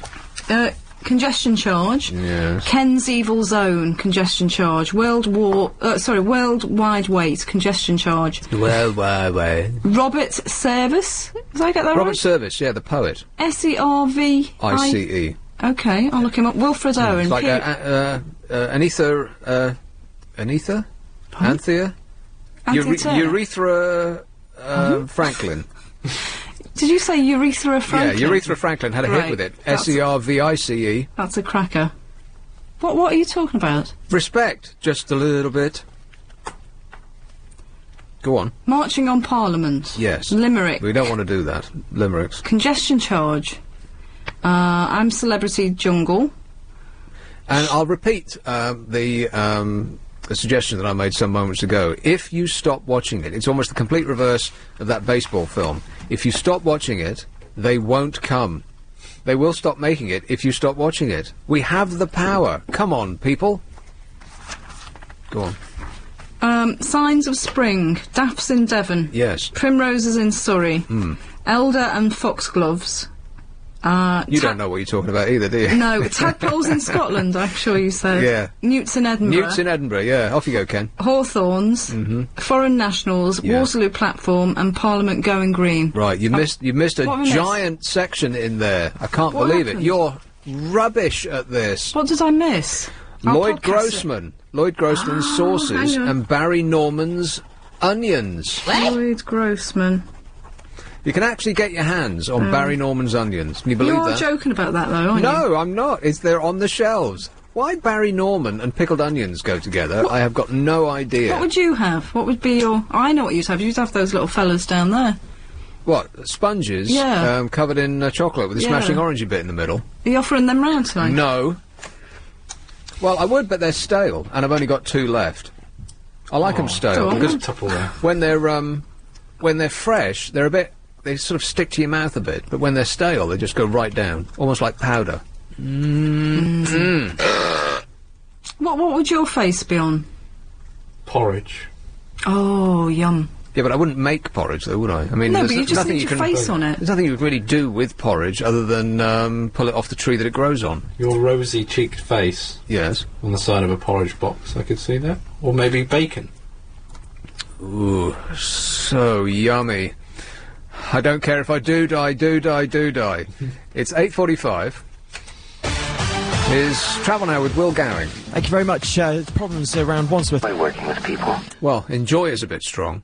Here is Dartford. Hello, Bessie. Oh, hello. I didn't ring to you. I rang Helen to say take care, all of you, when you go home tonight, because it's going to be very thick fog from early on this evening. Oh, no. And it's not going to clear in Kent till lunchtime. What? Yeah. And I only rang Helen I didn't know she didn't drive, to take care. And by the way, did you hear her play when I was mission control? Did what, sorry? Didn't you hear Helen's play? A play? Yeah, it was on for half an hour. Anthony Davis heard it, Bob heard it. Bob said I was fantastic. I was mission control. What? Yeah. Helen and Christian wrote it. It was on for half an hour. And Chris has sent me the CD. Right. You were mission control. Houston, we have a problem. Oh, it was good. I thought perhaps you had heard it. No, I'm afraid not. I must have missed that. Oh, it was good. Bob said I was fantastic. Well, he's a good judge. Yeah. Yes. All right. Well, It was on from 9:30 till 10. when? Some months ago. Oh, right. Christian sent me the CD. My grandson put it on last weekend, and he said, "Nan, weren't you good?" Yes, it was on for half an hour. It wasn't just buttering you up to ensure a good Christmas present. Oh, they get presents all the time. Right, I bet. But no, I only rang Helen to say take care. Be careful, yeah. Yes. And, Okay. And you as well if you're driving. Wow, yeah. All right. Thanks a lot, Betty. Yeah. Cheers, my dear. Have a nice weekend. Thanks, you. Ta-ta. Bye-bye. What a nice lady. Be careful. I think she was threatening me. Take care, it's going to be foggy. Do you drive? Where do you live? Wouldn't want anything to happen to you. I thought the guy with the cab before was about to threaten Ken Livingstone, like he knows where he eats. Sounds very ominous. I thought you were going to get Pradeep there. Right. Got no idea what that means. It sounds disgusting. Have you been away for Christmas ever, or have you always spent it here? Do you remember we had this chat yesterday? Did we? Yeah, last Christmas I was up a mountain. Oh, So right. the answer to that still is yes. Well, that's not really away, is it? Oh, well, what do you mean away? Well, you know, somewhere nice. Well, it was. Hang on. Well, that's just it just sounded to me like you were lost. No, I knew exactly where I was. You were wandering to the shops, and you found yourself on some deserted moor somewhere. It was a mountain. It's different. That doesn't count as a holiday. That's just you in distress. So yes, I've been away. Have you, Nick? No, and the way I feel about it, because as I said, I tried to book a holiday the other day, because I thought, summer's been so unutterably rubbish, I'll go away. And I went through the process of trying to book the hotel, and the hotel, they always charge twice the price if it's over Christmas, because they can, and the airline. And I got to the point of filling in all my details to get the flights, and I couldn't do it. I could not navigate this company's website. They would not let me spend my money with them. Couldn't do it. And so I cancelled the entire idea of going away. So now I'm going to be here. Why are you doing that? Take your knee off that, please. Sorry. That's not your I thought knee. I thought you were cutting me out, but I was doing it myself. The cough button is very irresponsibly placed, right where you pull yourself up to the bumper. Baby. I thought, why am I being cut off? But I was cutting myself off. Censorship. I feel like, Self-censorship. yeah, I feel like such a fool. But yeah, so I tried to book a holiday away, but then I couldn't do it. And once I'd got it in my mind that I'm not going to go away, that I'm going to spend another Christmas here, I was actually tremendously relieved. I didn't realise that I was getting quite stressed at the notion of not being here for Christmas, because there's something. And the way I would make a simile is if you're in a plane and you go to the loo on the plane, there's something not quite right about being in the toilet on a plane, because you almost feel as though it's not attached to the plane. That's the one thing. It's a bit louder in there, and you do feel as though it might fall off. And that's the last position that you want to be as your life expires with your trousers around your ankles, right? You might get sucked out. Yes, exactly. But the other part is that if you're not in your seat and staring straight ahead, there is some part of you that feels as though the plane is out of control.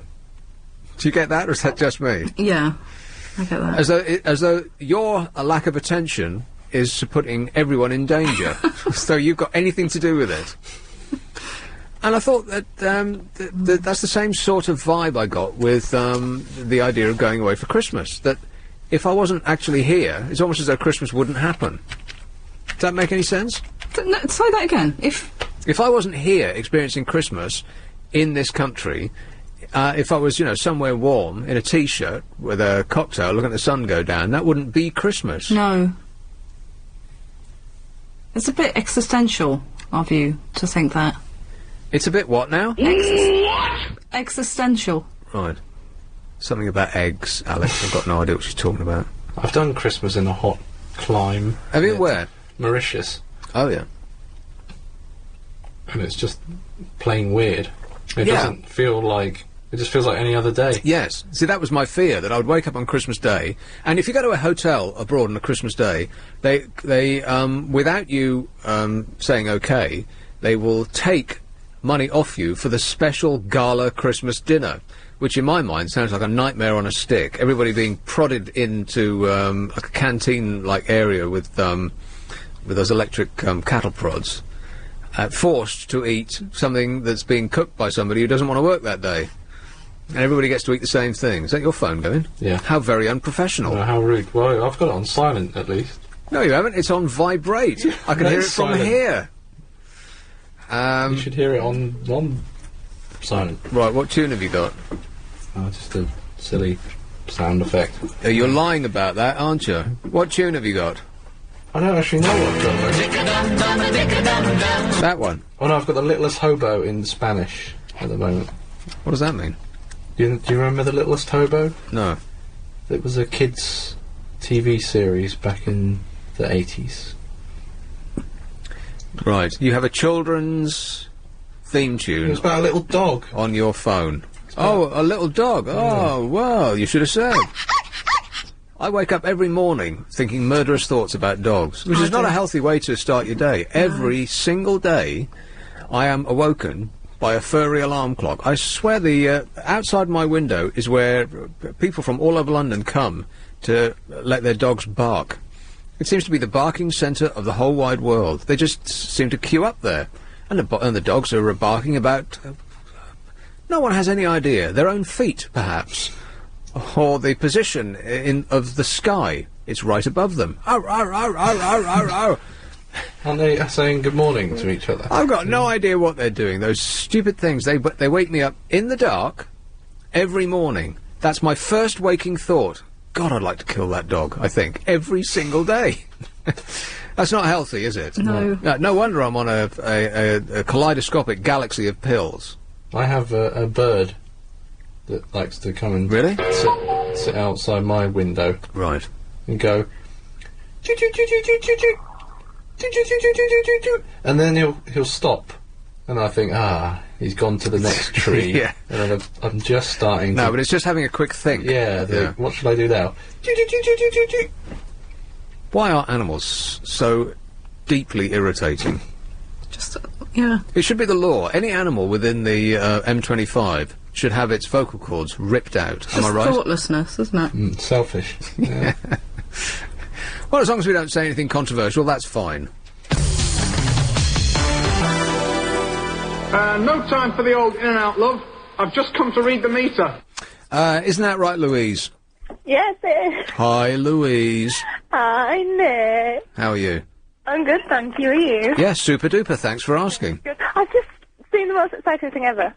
They turned the Christmas tree lights on. In Barnsley? Yeah. The Christmas tree lights in Barnsley are the most exciting thing ever. Yeah.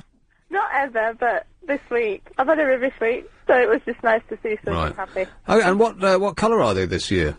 They're the same as what they usually are, Santa Clauses. Red and green. Red and green and yellow and blue, purple and orange and... violet. Black. And because they often have a theme, like there'll be a fashion for Christmas lights, and I think that this year they're because I just walked up Oxford Street the other day, and they switched the ones on Oxford Street on, and they're okay. And I think that the theme this year is blue, apparently, blue lights. Really, we don't have that. We just have the same. Like they're up all year. Well, you're not very sophisticated in Barnsley. Any fool know that. Well, we're simple folk. But Booty Love were there, and they were brilliant. Who? What now? Booty Love. They do the Shine Storm. Who? Forget it. Booty Love, they did the Stein. Oh, Booty Love. Yeah. Right, it's the way you say it. No one can understand a word you utter. Booty Love. Yeah, I know them. They're fantastic. They're brilliant. Absolutely brilliant. And they're gorgeous in real life as well. Like, when you see pictures, it's easy for people to be beautiful in pictures when they're airbrushed, but they look beautiful in real life. So, yeah. And talking of Christmas... going away at Christmas, oh my gosh, I can't imagine anything worse. It wouldn't feel Christmassy for one thing. No. For another, it's like double the price to go away. Yes. Because we were considering it, but like, it was too expensive, and then you've got to bring all the presents with you, and... That's true. Yeah, just out before you even get there. And then you have to pay tax on them when you come back, and it's a living hell. And Santa Claus won't know where you are. Yeah. Yeah, where would he come through? You won't have no... Yeah, exactly. There ain't no chimneys in hotel rooms. Thanks, Louise. Thanks, Nick. What's going on? So this was a thing that appeared in the Daily Mail, which got me thinking about going away for Christmas. And it's one of these silly articles that's just filling up space in between the adverts, such that the person who wrote it isn't even credited. It just says Daily Mail reporter. No one wanted to put their name on it. It says, if the long, cold winter nights aren't enough to drive us to foreign climes, it seems the prospect of wall-to-wall reality TV just might be. And let me say it again, if you stop watching that tripe, they'll stop making it. By the way, who is doing that, that thing that's called, Are You Less Stupid Than a 10-Year-Old? Or whatever it's called. That's on Sky. I thought Noel Edmonds was doing that, because his grinning face is all over the posters on the tube for that programme, Are You Less Stupid Than a 10-Year-Old? But the Ant and Dec Light, Dick and Dom, they're apparently doing it now instead. Is that right? I don't know. I saw a clip of that the other day, and you just sort of throw your hands in the air and you think, can it get any worse? That is what I suspect that they'll be replacing the reality show television programmes with. Endless quiz shows with ever easier questions. Do you remember a thing called Family Fortunes? No, Family Favourites, or Ask the Family with Robert Robinson. Actual, real-life, honest-to-goodness, intelligent questions. You remember Robert Robinson? No. Yeah, he was of the era of Bamber Gascoigne, the beloved ex-presenter of University Challenge. Now that giant irritant Paxo is doing it. But it used to be the super polite tones of Bamber Gascoigne, and they were more polite days. And then it was Robert Robinson, which was a programme I used to enjoy tremendously, because there would be actual taxing questions. Every now and again, he'd throw one in there that you would know, as a child. You could all sit round the box with the family, and you feel, like a giant brain if you got some right. These days, the questions are... and this was the actual question that I switched on during. Jack and Jill went up the hill to fetch a pail of water. Jack fell down and broke his crown. What did he mend his crown with? That was the actual question on this programme. For adults, this show is. Isn't that shocking? Who cares? It's a nursery rhyme. But that was the level at which they were positioning themselves. I think that's shocking, don't you? No, apparently not. Just don't care. I don't understand. You don't understand the question? I don't know the show on Sky. Yeah, as far as I can tell, it's an adult and a 10-year-old being asked the same questions. And the adult has to see if he's smarter than a 10-year-old. And on the programme that I watched, apparently is not the case, no. So it's basically saying 10-year-olds are smarter than adults. Well, I think the idea of the programme is they'll ask questions that only a 10-year-old would know the answer to, as in Jack and Jill goes up the hill. I mean, what adult will retain that sort of information? And then they kid on like adults are stupider than 10-year-olds. It's just imbecilic. Do you know who I saw around my way today? Yes, I do. Dom Jolly. Dom Jolly. Do you remember him? Yes, I do. His show used to be laugh out loud funny, and then cringingly cruel, and then we didn't want to see it anymore. Do you remember the scene? Because they're all visual jokes, aren't they, really? Do you remember the scene with the beach towel? No.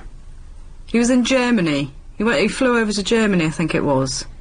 And he got up at something like 4 o'clock in the morning, went down to the beach, and got out the most enormous beach towel. I mean, it was huge. It was half the size of a tennis court. Right. And people walked around the edge of it, and he sat there. He lay there in the middle of this ginormous beach towel with people all kind of squashed around the sides. It was fantastic.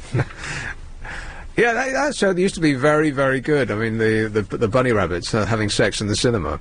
which was hilarious. You know, people in giant bunny rabbit costumes would arrive, independent of each other, meet, during the course of a film, and have sex in the audience, as rabbits. To not one murmur of complaint from anybody else who was trying to watch the film around them. Hilarious. Or he'd arrive with an afro haircut the size of a Volkswagen, and then sit in front of people so they couldn't see. Not a murmur of complaint. But then he started to get a bit cruel, and he was like picking on pensioners in parks, and you thought, maybe he's gone a bit too far. Yeah. What was he doing down my way then? I've got no idea. The last I heard, he was a travel writer, which is has got to be the best job in the world. Yeah. Well, he had a series recently that probably be close to your heart, was travelling the world and for kind of alcoholic tastes around the world, basically different countries and what you know, tasting their booze. Really? Actually, close to Carol's heart. Booze. Yeah, but it was on the pretense of it being like a travel program, but they just got drunk the whole way through it everywhere they went. What, actually drunk on camera? Yeah. Right. Because that was the kind of idea of the program, was to taste local, you know, alcohol. So they went to Russia and they went to vodka, you know, distilleries, and Mexico, and they went to taste tequila. Tequila. Yeah, so they just went everywhere and got drunk, basically, and it was laugh out loud funny a lot of the time. Well, it was on BBC One, was it? It was on, it was on Sky. It was hidden away on Sky 3 or something like that. Huh. But I'm sure it can be found on repeat for the rest of our lives. Yes. Well, usually on travel programs, they point the camera at somebody who goes and meets weird people. It's like a Victorian freak show. They'll go and meet a man who collects left shoes, you know, something silly like that. Or who just, there's no script, and they really don't have any idea what they're talking about, but they'll just whimsy their way through it, like everything that Michael Palin has ever done. They'll just show up and do this giant flummoxed English routine, and pretend that everything is confusing, you know, kid on that an entire team of assistants hasn't gone there before him and met and checked out all the people that he's going to be meeting, and you know, made sure that he's going from A to B, not through C. But his act is, oh, I'm just bumbling along and I don't really know what I'm doing. Which is another reason why you shouldn't believe anything you see on television. I don't believe anything I see on television anymore. Like, at all. They've lost our trust. Yeah, exactly. I'm glad you said that, because I might have searched for that word forever. They've lost our ability for us to take them on face value. I just don't believe them anymore. But it's always been like that, hasn't it? Well, yeah, it's always been like that, but I think that we've always assumed that they were telling us the truth. What about those kind of hardcore documentary programmes? Do you not even trust them anymore? Well, if you can't trust the people who film nature programmes to put actual rain, the actual sound that you're hearing. I mean, if you see a shot of some monkey up a tree and it's chewing a leaf, and you'll hear him chewing the leaf, well, that's not the sound of the monkey chewing the leaf, because the noise of a jungle is cacophonous. So the noise would get drowned out by all the other stuff that's going on. It's a bloke in a studio in London chewing celery that they just put on the film to make it sound like a monkey's chewing a leaf. Yeah, so, does that matter, though? Well, they're lying. That's not how a monkey sounds, chewing a leaf. Why don't they just not... It doesn't... Does it matter? Yeah, it does. Why lie... if they're going to lie on that, then what else are they lying about? But a monkey chewing on a piece of celery, or a bloke chewing back in Blighty... Yeah. Does it matter? I kind of, yes. The difference. Well, once you know that that's what they're doing, you can't pay attention... Well, you can pay attention less to what you're watching, because every time you hear a sound, you're thinking, well, how did they make that? Not, oh, that's what that sounds like. I mean, a caterpillar chewing a leaf, and it'll sound like, what would that sound like? Well, it sounds like a guy chewing celery in a studio in London. It's exactly, it doesn't sound... It's exactly the same as the monkey chewing celery. Yeah, but, the same noise. But it doesn't sound, I mean, logically, it doesn't sound of anything to the human ear. It's silent. Well, aren't the visuals more important though? Have we've kind of come to expect the programmes to be produced in a certain way now that if they did play it to us with the actual sound of a monkey chewing it, we'd go, "Oh, that sounds rubbish." Well, I suppose this isn't up to standard. Well, I suppose so, but that's what they do on film, isn't it? They get the sound perfect. Yes. Even if they have to do the sound by default. Yeah. What does that mean? Well, they dub by it a on. bloke Yeah, they chewing dub it celery. on. Yeah, they dub it on afterwards. That's Yeah. right. Yes, but that's a film. That's fantasy. You see, what they're presenting to you as a documentary is supposed to be reality, but it isn't. I mean, that and anthropomorphizing animals, in other words, giving them human characteristics that they don't have. That's another way that they lie. They give them names, Obfuscate. don't they? Give them names. What, like Harry and Yeah. Fred, Yeah. names like that. Well, Johnny Morris used to do that.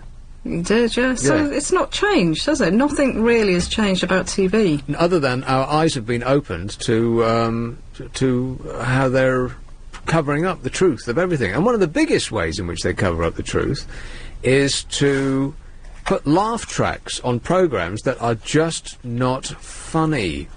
I mean, if you think about it, that's one of the biggest lies on television. That you will see something that's not shown, that's not filmed in front of an audience, but they put a laugh track on it to make it seem funnier than it actually is. But if they didn't do that, imagine sitting at home, you would be cringing. Because it wouldn't actually convey that's comedy. absolutely not true. And here's the proof. MASH. On BBC Two, MASH was shown without the laugh track, which it had added in America, because obviously MASH wasn't filmed before an audience, because it's all on, like much of it is on location. Was it in Vietnam? No. Where was it set then? Where was it set? In Korea. Korea. Were they in Korea, or was it pretend? I'm sure they were in California. Okay. But, but when you see it on repeat on the satellite channels, it has come straight from America with the laugh track on it. And, crucially, with the laugh track on, it's not funny, because you can't stop thinking, where is this laughter coming from? And it also just sounds really, really fake. So I think that's the biggest lie on television, is the addition of a laughter track. I mean, when something is just not funny, it shouldn't have laughs going all over it. And I really mean that. It's 9:16. Here is Travel Now with Will Gowing. Thanks very much. Just getting news in a problem section. Everything is going extremely well. Anyway, this is about Christmas, the getaway for Christmas. This was in the mail today. If the long, cold winter nights aren't enough to drive us to foreign climes, it seems that the prospect of wall-to-wall reality TV just might be. And you can almost hear the brain of a journalist trying to fill space. Here you are, write something about the getaway for Christmas and have it to me within half an hour. Oh, blimey, what am I going to write? Oh, yeah, people are leaving the country because they don't like the television.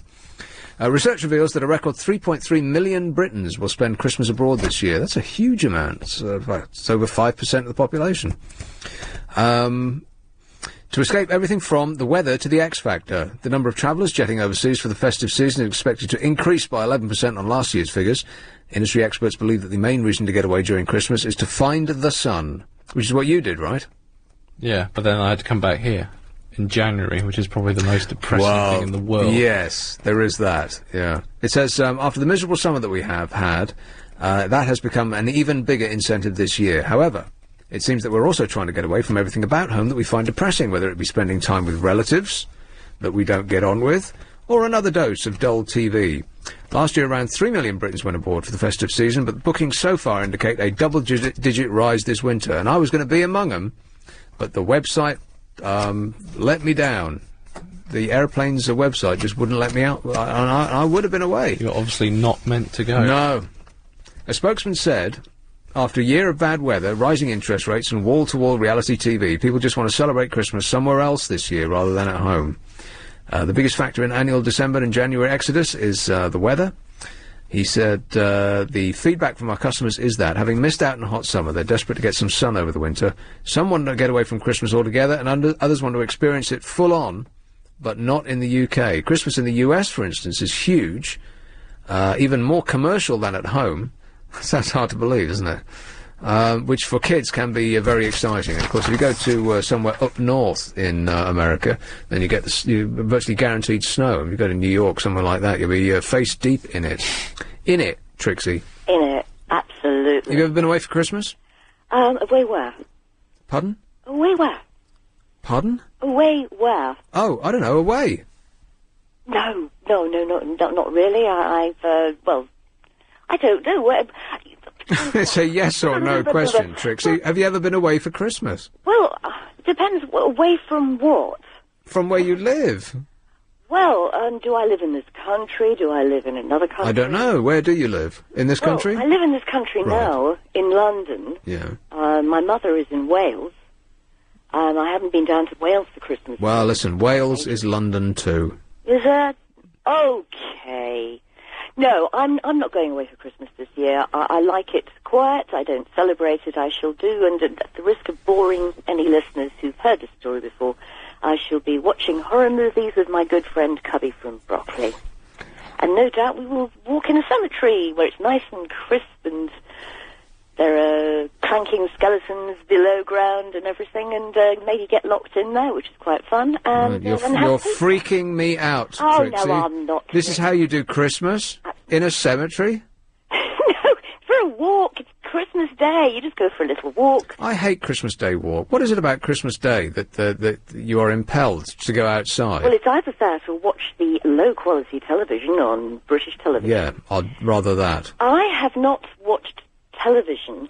The weather outside is frightful. It is, and everything weather inside is delightful. Let it snow, let it snow, let it snow. Yeah. Hey, yeah, we did that well.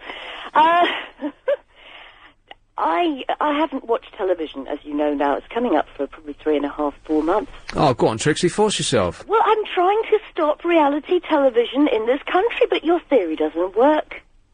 It does. Doesn't work. 2 million people turned it off from one day to the next, that silly thing in the jungle. Well, I'm 1 in a million. And when so many people turned off Big Brother this year, you could see the results of that immediately in the newspapers, because their hearts weren't in it. No. Now, I know that a few of them have splashed whatever non-entity has said to whatever other person that we've never heard of, but they will stop doing that if you stop watching. We have the power.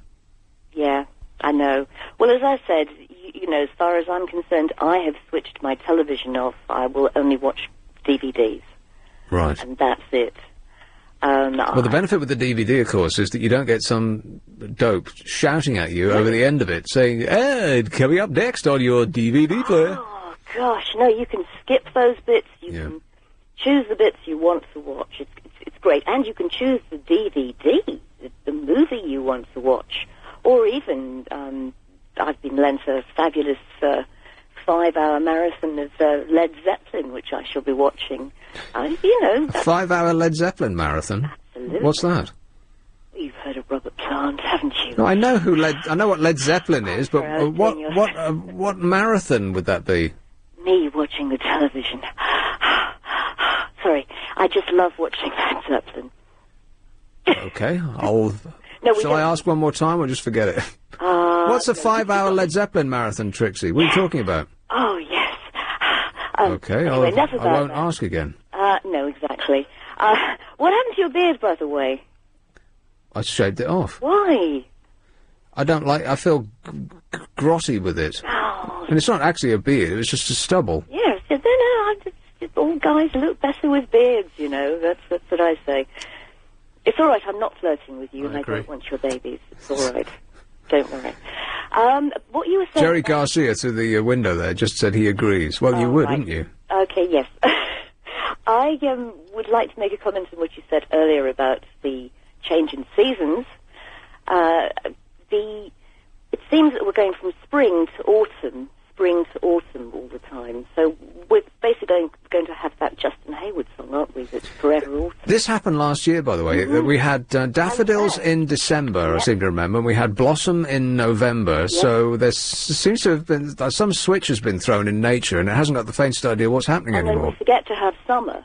So it's... Well, we did that this year, It's going to be spring, autumn. I'm already looking forward to next summer, because there's a lot of things that I like to do in summer, much of which is to staple myself to the balcony and just stare out to the mid-distance, and there wasn't the opportunity to do that this year, so... I can imagine. I feel short-changed. Yes, of course you do.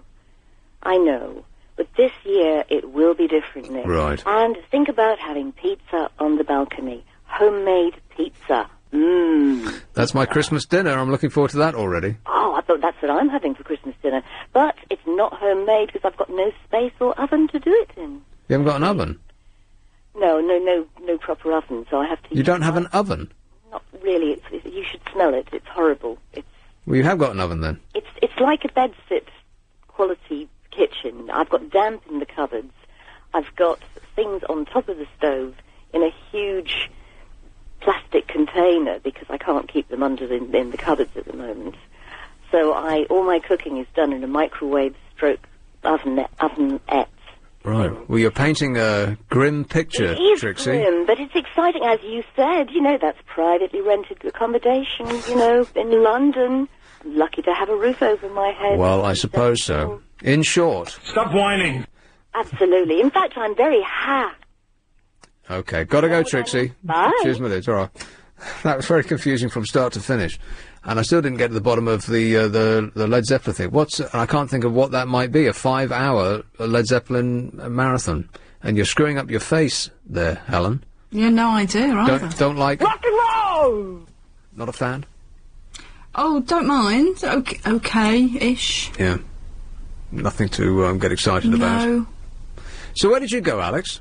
Remind me, for Christmas? Mauritius. Right. And what's that like? Hot. Oh, well. And sandy. Thanks for sharing. Mauritius, is that one of those places where you have a hotel on stilts? My headphones have gone again. Well, use a different pair of headphones, boy. There's no end of them You've got around a loose here. wire. Yeah, I've got a loose connection. What you have to do is you have to buy... I'm fiddling. Yeah, I know. I'm fiddling up to the... Can't you just get new headphones? Because they just... Normally if I just pull, like a bit like this... Just put new headphones on. Oh, it's not happening. Hang on. Do you have to hear yourself before you can speak to them? Very unprofessional. Yeah, very. Don't hurry, though. I mean, it's only a live show. Take all the time you need. Oh, now the wire's all twisted and... Smooth. Yeah, you were saying... It's not really that I'm even interested. Saying, Mauritius. Isn't that one of those places where you stay in a place on stilts? Oh, what, out in the middle of the sea? Yes. I think you can do. I think but I've got family there, so I was staying in a place behind gates. It's the sort of place that you want to go straight away. You want to throw your hands in the air and run there straight away, because what with global warming and everything, they'll be up to their face in water before you know it. So book your holiday immediately, if not sooner. Nick Abbott. Okie dokie. So, was the experience a good one? Would you go away again, or does it not feel like Christmas when you're over there? No, it feels completely not like Christmas. Yeah, and when you come back, it's as though you've missed it. See, that's what I was worried about. I thought, it's all happening back home. Yeah. That's what I was thinking when I was there. Right. Because it was another hot, sunny day, and, there was presents and that, but everything else was completely as it would be normally. Right, as though it was summer. Yeah. Yeah. And you just felt like you were missing out. That's exactly what I had in my mind, and I felt a great relief off my shoulders when I'd cancelled the idea, or I'd stopped the idea of going over there, because I thought, yeah, it's in much the same way as the plane analogy. If you're not actually paying attention, then the pilot at the front, through the bomb-proof door, somehow will lose concentration as well. Does that make sense? Yeah, I think. So I'm glad that I'm going to be staying. So you want to go after Christmas, and then you get the benefit of then you get like 2 holidays, right? There's something to look forward to after Christmas. Because I don't know about you, I get anxious up until Christmas. Anxious? Yeah, and then I get pre-Christmas angst, and then when it's done, I feel huge relief. Well, what do you get anxious about? I don't know really. I think just the build-up. What is it? The present buying and the going home to the folks and all of that. All the guff that's associated with it, you know. I'm really looking forward to it this year, and I really don't know why. I feel like a kid. I'm all excited about it. Ooh, it's coming up. And it's not that I don't like it. I'm not Scroogey Grinch. Yeah. Type. But I don't know. It feels like such an expectation. Yes. And then it's a bit of an anticlimax once you get round to Boxing Day and you're just sitting around with your leftovers and you're feeling fat. Feeling really fat, yeah. And watching Only Fools and Horses again. No, I'm looking forward to all that. How about you, Helen? I'll be up on a mountain. Again? Right. Well, you didn't learn your lesson first time. About 750 metres I'll be up. Why? Why did you do that? Because it's fun. No. Because I enjoy it. No, that can't be it. Because it's enjoyable. No. Because it feels great. No. You'll get there eventually. South Norwood. Hello, Philip. Oh, good evening, Nick. Philip. You were talking about quiz shows. Oh, yeah. Well, the Americans had the right idea. They killed I'm a Celebrity, Get Me Out of Here after one season. Did they? Yes. They showed it on ITV2 over here. And funny enough, it was quite watchable because all you had was an hour. Right. So, and the people in it, the ones that I remember, Nick, were Alana Stewart. I believe she was married to Rod, wasn't she? One of his many blondes. And they had Joan Rivers' daughter. I think her name was Melissa. Right.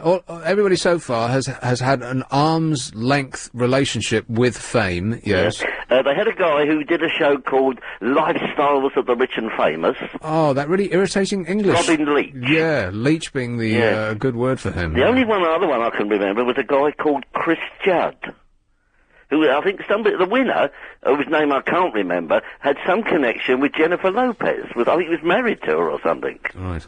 But as I say, it didn't go down in America, and to the best of my knowledge, it was never repeated. Good. Well, you see, we have the power. If you don't watch it, they'll stop making it. Yeah, I mean, because I have got a bit of a story about quiz shows. I was on the very, very first Celebrity Squares back in 1975.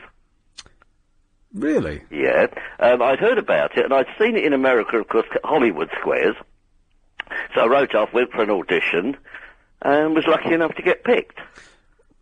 I'm just trying to picture Celebrity Squares. Okay, so there was 9 people in like an OXO game, and 2 contestants either side of Bob Monkhouse. That's correct, yes. And you were on the very first one? I was on the very, very first one, and the people on the show, were Amy MacDonald. Was Kenny Everett the middle square? Kenny Everett was the announcer. Oh, the announcer, that's right. I never met him, unfortunately. He was the best thing about that programme, Kenny Everett. No, it was, you know, the ones we did. Actually, I saw the pilot, which was never shown, and that was, it was dreadful. You know, but the one we did, you know, they had, But it was all scripted, right? They all knew the questions. Well, yeah, what it is, Nick, they have to give you an answer, and you have to decide whether the answer that the star has given is the correct. You either say agree or disagree. Now, were they, because from memory, you had to pick a star, right? Now, were you told which one to pick? No. Is that a yes? No, you could, I could go wherever I wanted. Some of them were really crazy. I'll give you really one that made me laugh. They asked Arthur Mallard this, what does H2O stand for? And he said, that's the postal code for Hammersmith Broadway. It's the way he tells them. Yeah, and you had to decide, obviously. The one that won me all my prizes was this question. Well, hang on a minute there. If you could pick any star, and I assume that they... You've got to get 3 in a row, like noughts and crosses. Yeah, but if you could pick any star, then they presumably would all have to come up with an answer, like a funny answer, to every question that could possibly be asked. I think what they do, Nick, is that they sort of have a discussion before the programme, and I think they must get some answer. I don't think they're told the correct answers. If they say, I don't know the answer to that, they give them a funny answer. Or... the script writers came up with one answer to each question, and they gave everyone the same answer. So it didn't matter. It didn't matter who you asked; you'd always get the same answer. No, I don't think so. The question I was asked, Diana Dawes answered the question. Right. Who wrote Rip Van Winkle? You know, the guy who went to sleep for a considerable number of years. Right. She said the Brothers Grimm. That's what I would have said. No. No. How could I be so stupid? Well, Rip Van Winkle is an American story. Yeah. And the correct answer is Washington Irving. Yeah, that's what I was going to say. Yeah, I knew you would. But some of the questions, as I say, we had Vincent Price was on the programme. Really? And there were quite a few questions. Vince was slumming it, eh? Him and Arthur Mullard, what a pair. And Leslie Crowther. Yes. William Rushton. Because William was in the middle square. He was on every show. In America, the middle square was... Paul Lynn. No, I thought it was the Black Comedienne. Oh, no, you're thinking about the remake. Whoopi Goldberg. Whoopi Goldberg. Yeah, that was... In the original American version, it was the comedian Paul Lind. Right, I don't know who that is. And he did several films. He was very, very big in America. But when they remade it, which was a few years ago now, Whoopi Goldberg actually owned the show.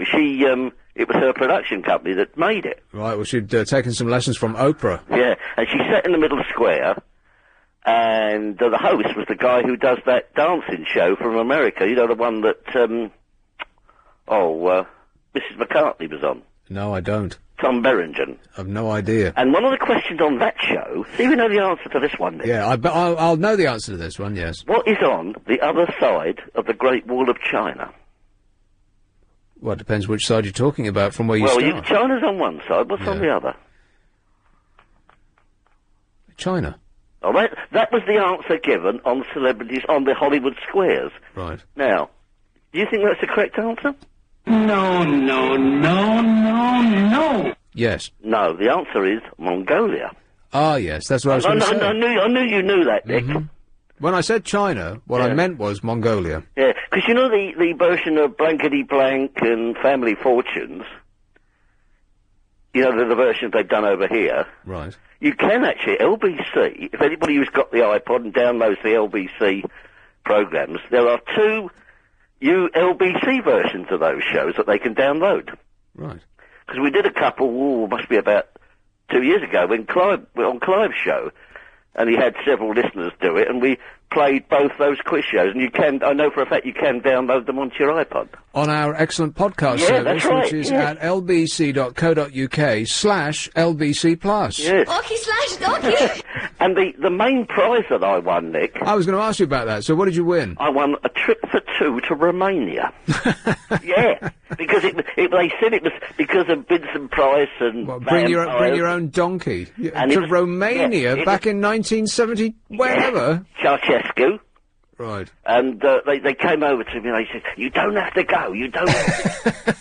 I said, well, I didn't, I'm glad about that. That's a terrible prize. What year was that? 72, I bet. 75. 75, like I said. So far I've been right about everything. Oh, yeah.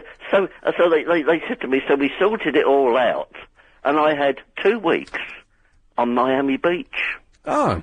Yeah, it was half-bald, airline and everything. Mind you, in 1972, Miami Beach was gun and drug alley, wasn't it? Well, no, it was very good. It was a great experience, you know, because, I mean, I just had incidental spending money. Well, it was a close call, but you complained about the trip to Romania and you got a trip to Miami instead. So and then, that wasn't the only prize I won. The value of complaining. Yeah, I won a year's supply of ice cream. Did you? But we didn't have a freezer. Fortunately, we had a friend over the road who had a freezer, and they delivered it all in one go. Yeah, I was going to ask about that. So how much did you get? With one a day? In cash and prizes. No, how many ice creams represents a year's supply? Well, it was big. It wasn't little toilets. It was top of the range ice cream, and it came in big tubs. Was it made in Britain? It was a company. I don't know if it's still around. Well, don't mention the name of it, but it was made over here. Yes, and it certainly was not top of the range ice cream. Oh well, yeah, it was what was it was really nice ice cream. It was what passes for ice cream, but if a British ice cream, I don't know whether it still does today, but you used to unwrap it, and it was the shape of a bar of soap. Yeah. And you put it on a plate. And when it melted, it would retain its original shape. Oh. It would just get softer, but still be square. Whereas actual ice cream, as you know, just dissolves into a puddle. But this, as I say, the only problem was going over the road every time, you know, and we had to give them some ice cream. Well, as a tip. I also won 3 Womble dolls. The stuff that you get from knowing things. Yeah, I mean, you pulled the string, and the doll spoke. Yeah. Like, I'm a Womble, I'm your friend. And you can imagine, I was going to get rid of them, but I was told, minutes of endless fun. Oh, yes, you'll have to go on a quiz. You want to go on this, on one of these quiz shows, Nick. I don't mean the jungle, but... I'd like to go on the Anne Robinson quiz show, and I'll talk about that in a second. But thanks for strolling us down memory lane. All right. It's 9:45. Here's Travel with Will Gowing. Thank you very much, out to the West. Nick Abbott. I really like you. Do you like me? Anne Robinson. What do we think of her? Oh, dear. Yes. Anne Robinson has been given a golden handcuffs deal by the BBC. The news comes just 2 weeks after the chairman claimed that the corporation was too meek in responding to the salary demands of star presenters. He suggested the BBC wages bill would have to be slashed as part of a widespread cost-cutting measure. And at the time, I said, oh, no, it won't. And I was quite right. They said at the time that they were going to get all their big-name star presenters and to come to a meeting and tell them that they weren't going to be paid very much anymore. That's what they told us, in order to deflect some of the criticism of them paying these vast sums to people who aren't worth it. And at the time, I said, no, they won't. And I was quite correct. No, they didn't. This contract follows the announcement that the BBC is axing up to 1,800 jobs. The chairman has commissioned a review of so-called talent costs. He said that there's a danger that the BBC is contributing to soaring salaries by responding too meekly to presenters who think that they should be paid the same inflated amounts as their counterparts in the US. Guess how much they're paying her? £10 million for that stupid show. Can you believe it? This after they said that they're going to start slashing salaries for big-name stars, and they're not going to meekly agree to any demands that they make. £10 million for Anne Bloomin' Robinson. The 63-year-old Robinson has agreed to front the Weakest Link until 2010. Oh, that's nice of her. I think I'd agree to do I'd agree to do it on all fours till 2010 for £10 million. In doing so, she will be defying the BBC's recent cull of faces who are deemed too old, such as newsreaders Moira Stewart and Anna Ford. And that might possibly be because whoever does her plastic surgery is fantastically good. Because it doesn't, unless you really look at her with a microscope, it doesn't look like she's had any done. She just looks awake and pert. But if you saw a before and after shot, then you'd wonder what they've done with all that, the pounds of flesh that they've chopped off her face. As she will, this is a TV Insider said, as she will have to present more than 200 shows a year, she is worth every penny. Anne is now automatically associated with both the BBC and quality television making. What? No, she isn't. She's associated with that daft show, which she went to America to present. I think that's where she has earned most of her money. And if you've seen the one in America and compared it to the one over here, there is one big difference. In America, she's funny. And I suspect the reason is either she gains a sense of humour on the flight over, or they don't leave anything to chance and they write her unscripted ad-libs. All of those frosty put-downs she makes up over here, which is why they aren't very funny. And she just comes across as... I mean, the sort of pretend mean act is all that she's got. But in America, she's actually got witty comebacks. I thought so. Frosty put-downs were scripted, are they not? Well, if they're scripted in this country, then they're not doing a very good job of scripting them. But in America, of course, that's the difference between America and this country in writing TV programmes. In America, they'll fill a room full of writers and flog them to death until they've sucked all the funny out of them.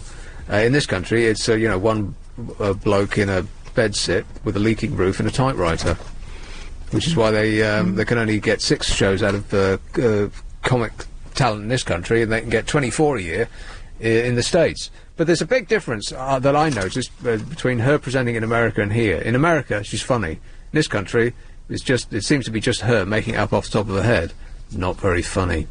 £10 million. That's just, I just can't believe it. Do you think it was the contestants making a difference in the US version? Because they look genuinely scared and confused by her a lot of the time. Well, partly, Americans seem to have a knack of being on television.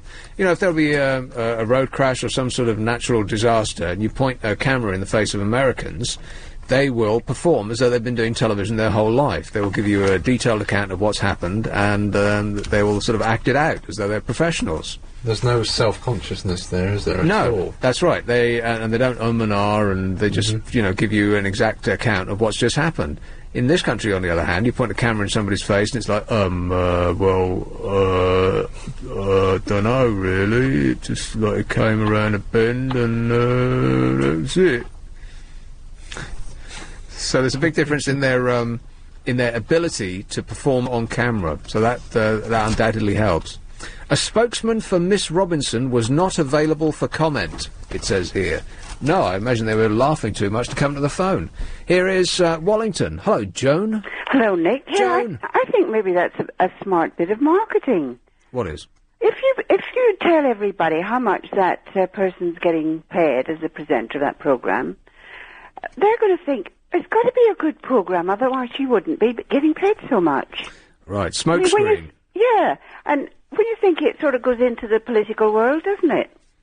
How do you mean? You pay a huge amount to your MPs or your Prime Minister or whatever, and even if they're doing nothing, you think, well, they must be doing something, otherwise we wouldn't pay them that amount. Well, you've hit on something there, Joan. If you go to the theatre, for instance, and you're on a freebie, and it's rubbish, then you don't mind leaving at half-time and just trying to wipe the experience from your mind. If, on the other hand, you spent £55 on each seat, and you go to the theatre, the very same show, you've invested, literally and figuratively, a lot in that experience, and so you will perceive it to be better than you would have thought it was if you hadn't paid anything at all. Yes, So, I do think there is that bit of, oh, look how much we're paying the person who runs that or that, therefore they must be doing something wonderful. Yes. And I think it is a bit of a, it's a bit of brainwashing all the way through. That's a very wise point. Yes. Well, that's good. I've been wise today. Oh, it was luck, was it?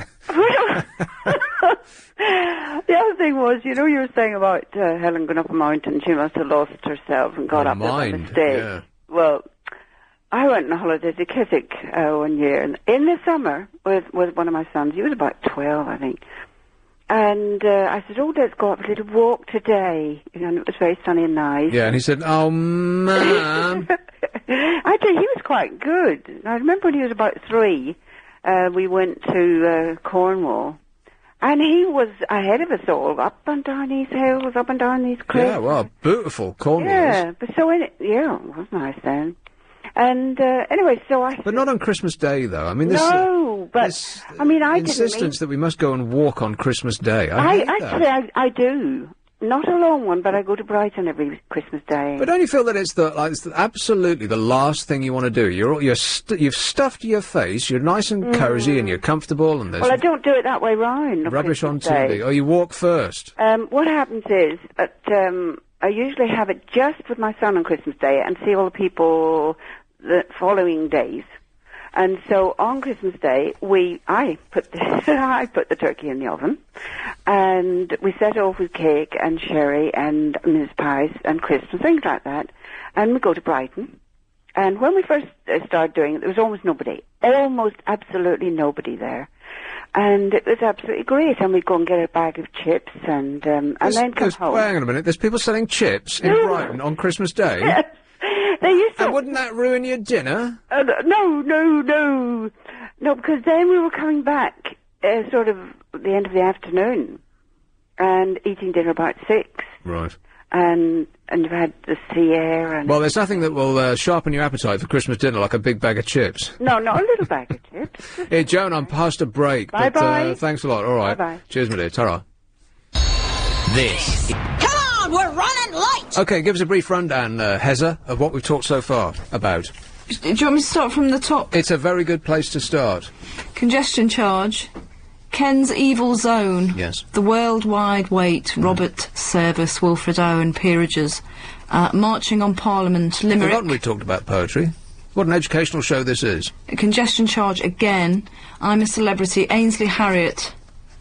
Nature has gone mad. Faster. Signs of Springs, Daffs in Devon, Primroses in Surrey, Faster. Canned Laughter, MASH, quicker, comedy quicker. on TV, homemade pizza Go. at Christmas. Yes. Oh, out of time. Here, an Indian man who believed that he had been cursed for stoning to death 2 dogs has atoned for his sin by marrying a dog in a traditional Hindu wedding. His astrologer advised the marriage to atone for his actions of more than 20 years ago. He's reported to have suffered a series of ailments after killing the dogs. A reception for 200 guests was held in the groom's house, during which his dog ran away. But she was captured and returned to her husband, who gave her milk and a bun to eat. It's understood that the groom is still free to find a human wife if he so chooses. The farm labourer from the southern state of Tamil Nadu married the 4-year-old dog, which was bathed and dressed in flowers. Well, at least it was clean. On 97.3 DAB.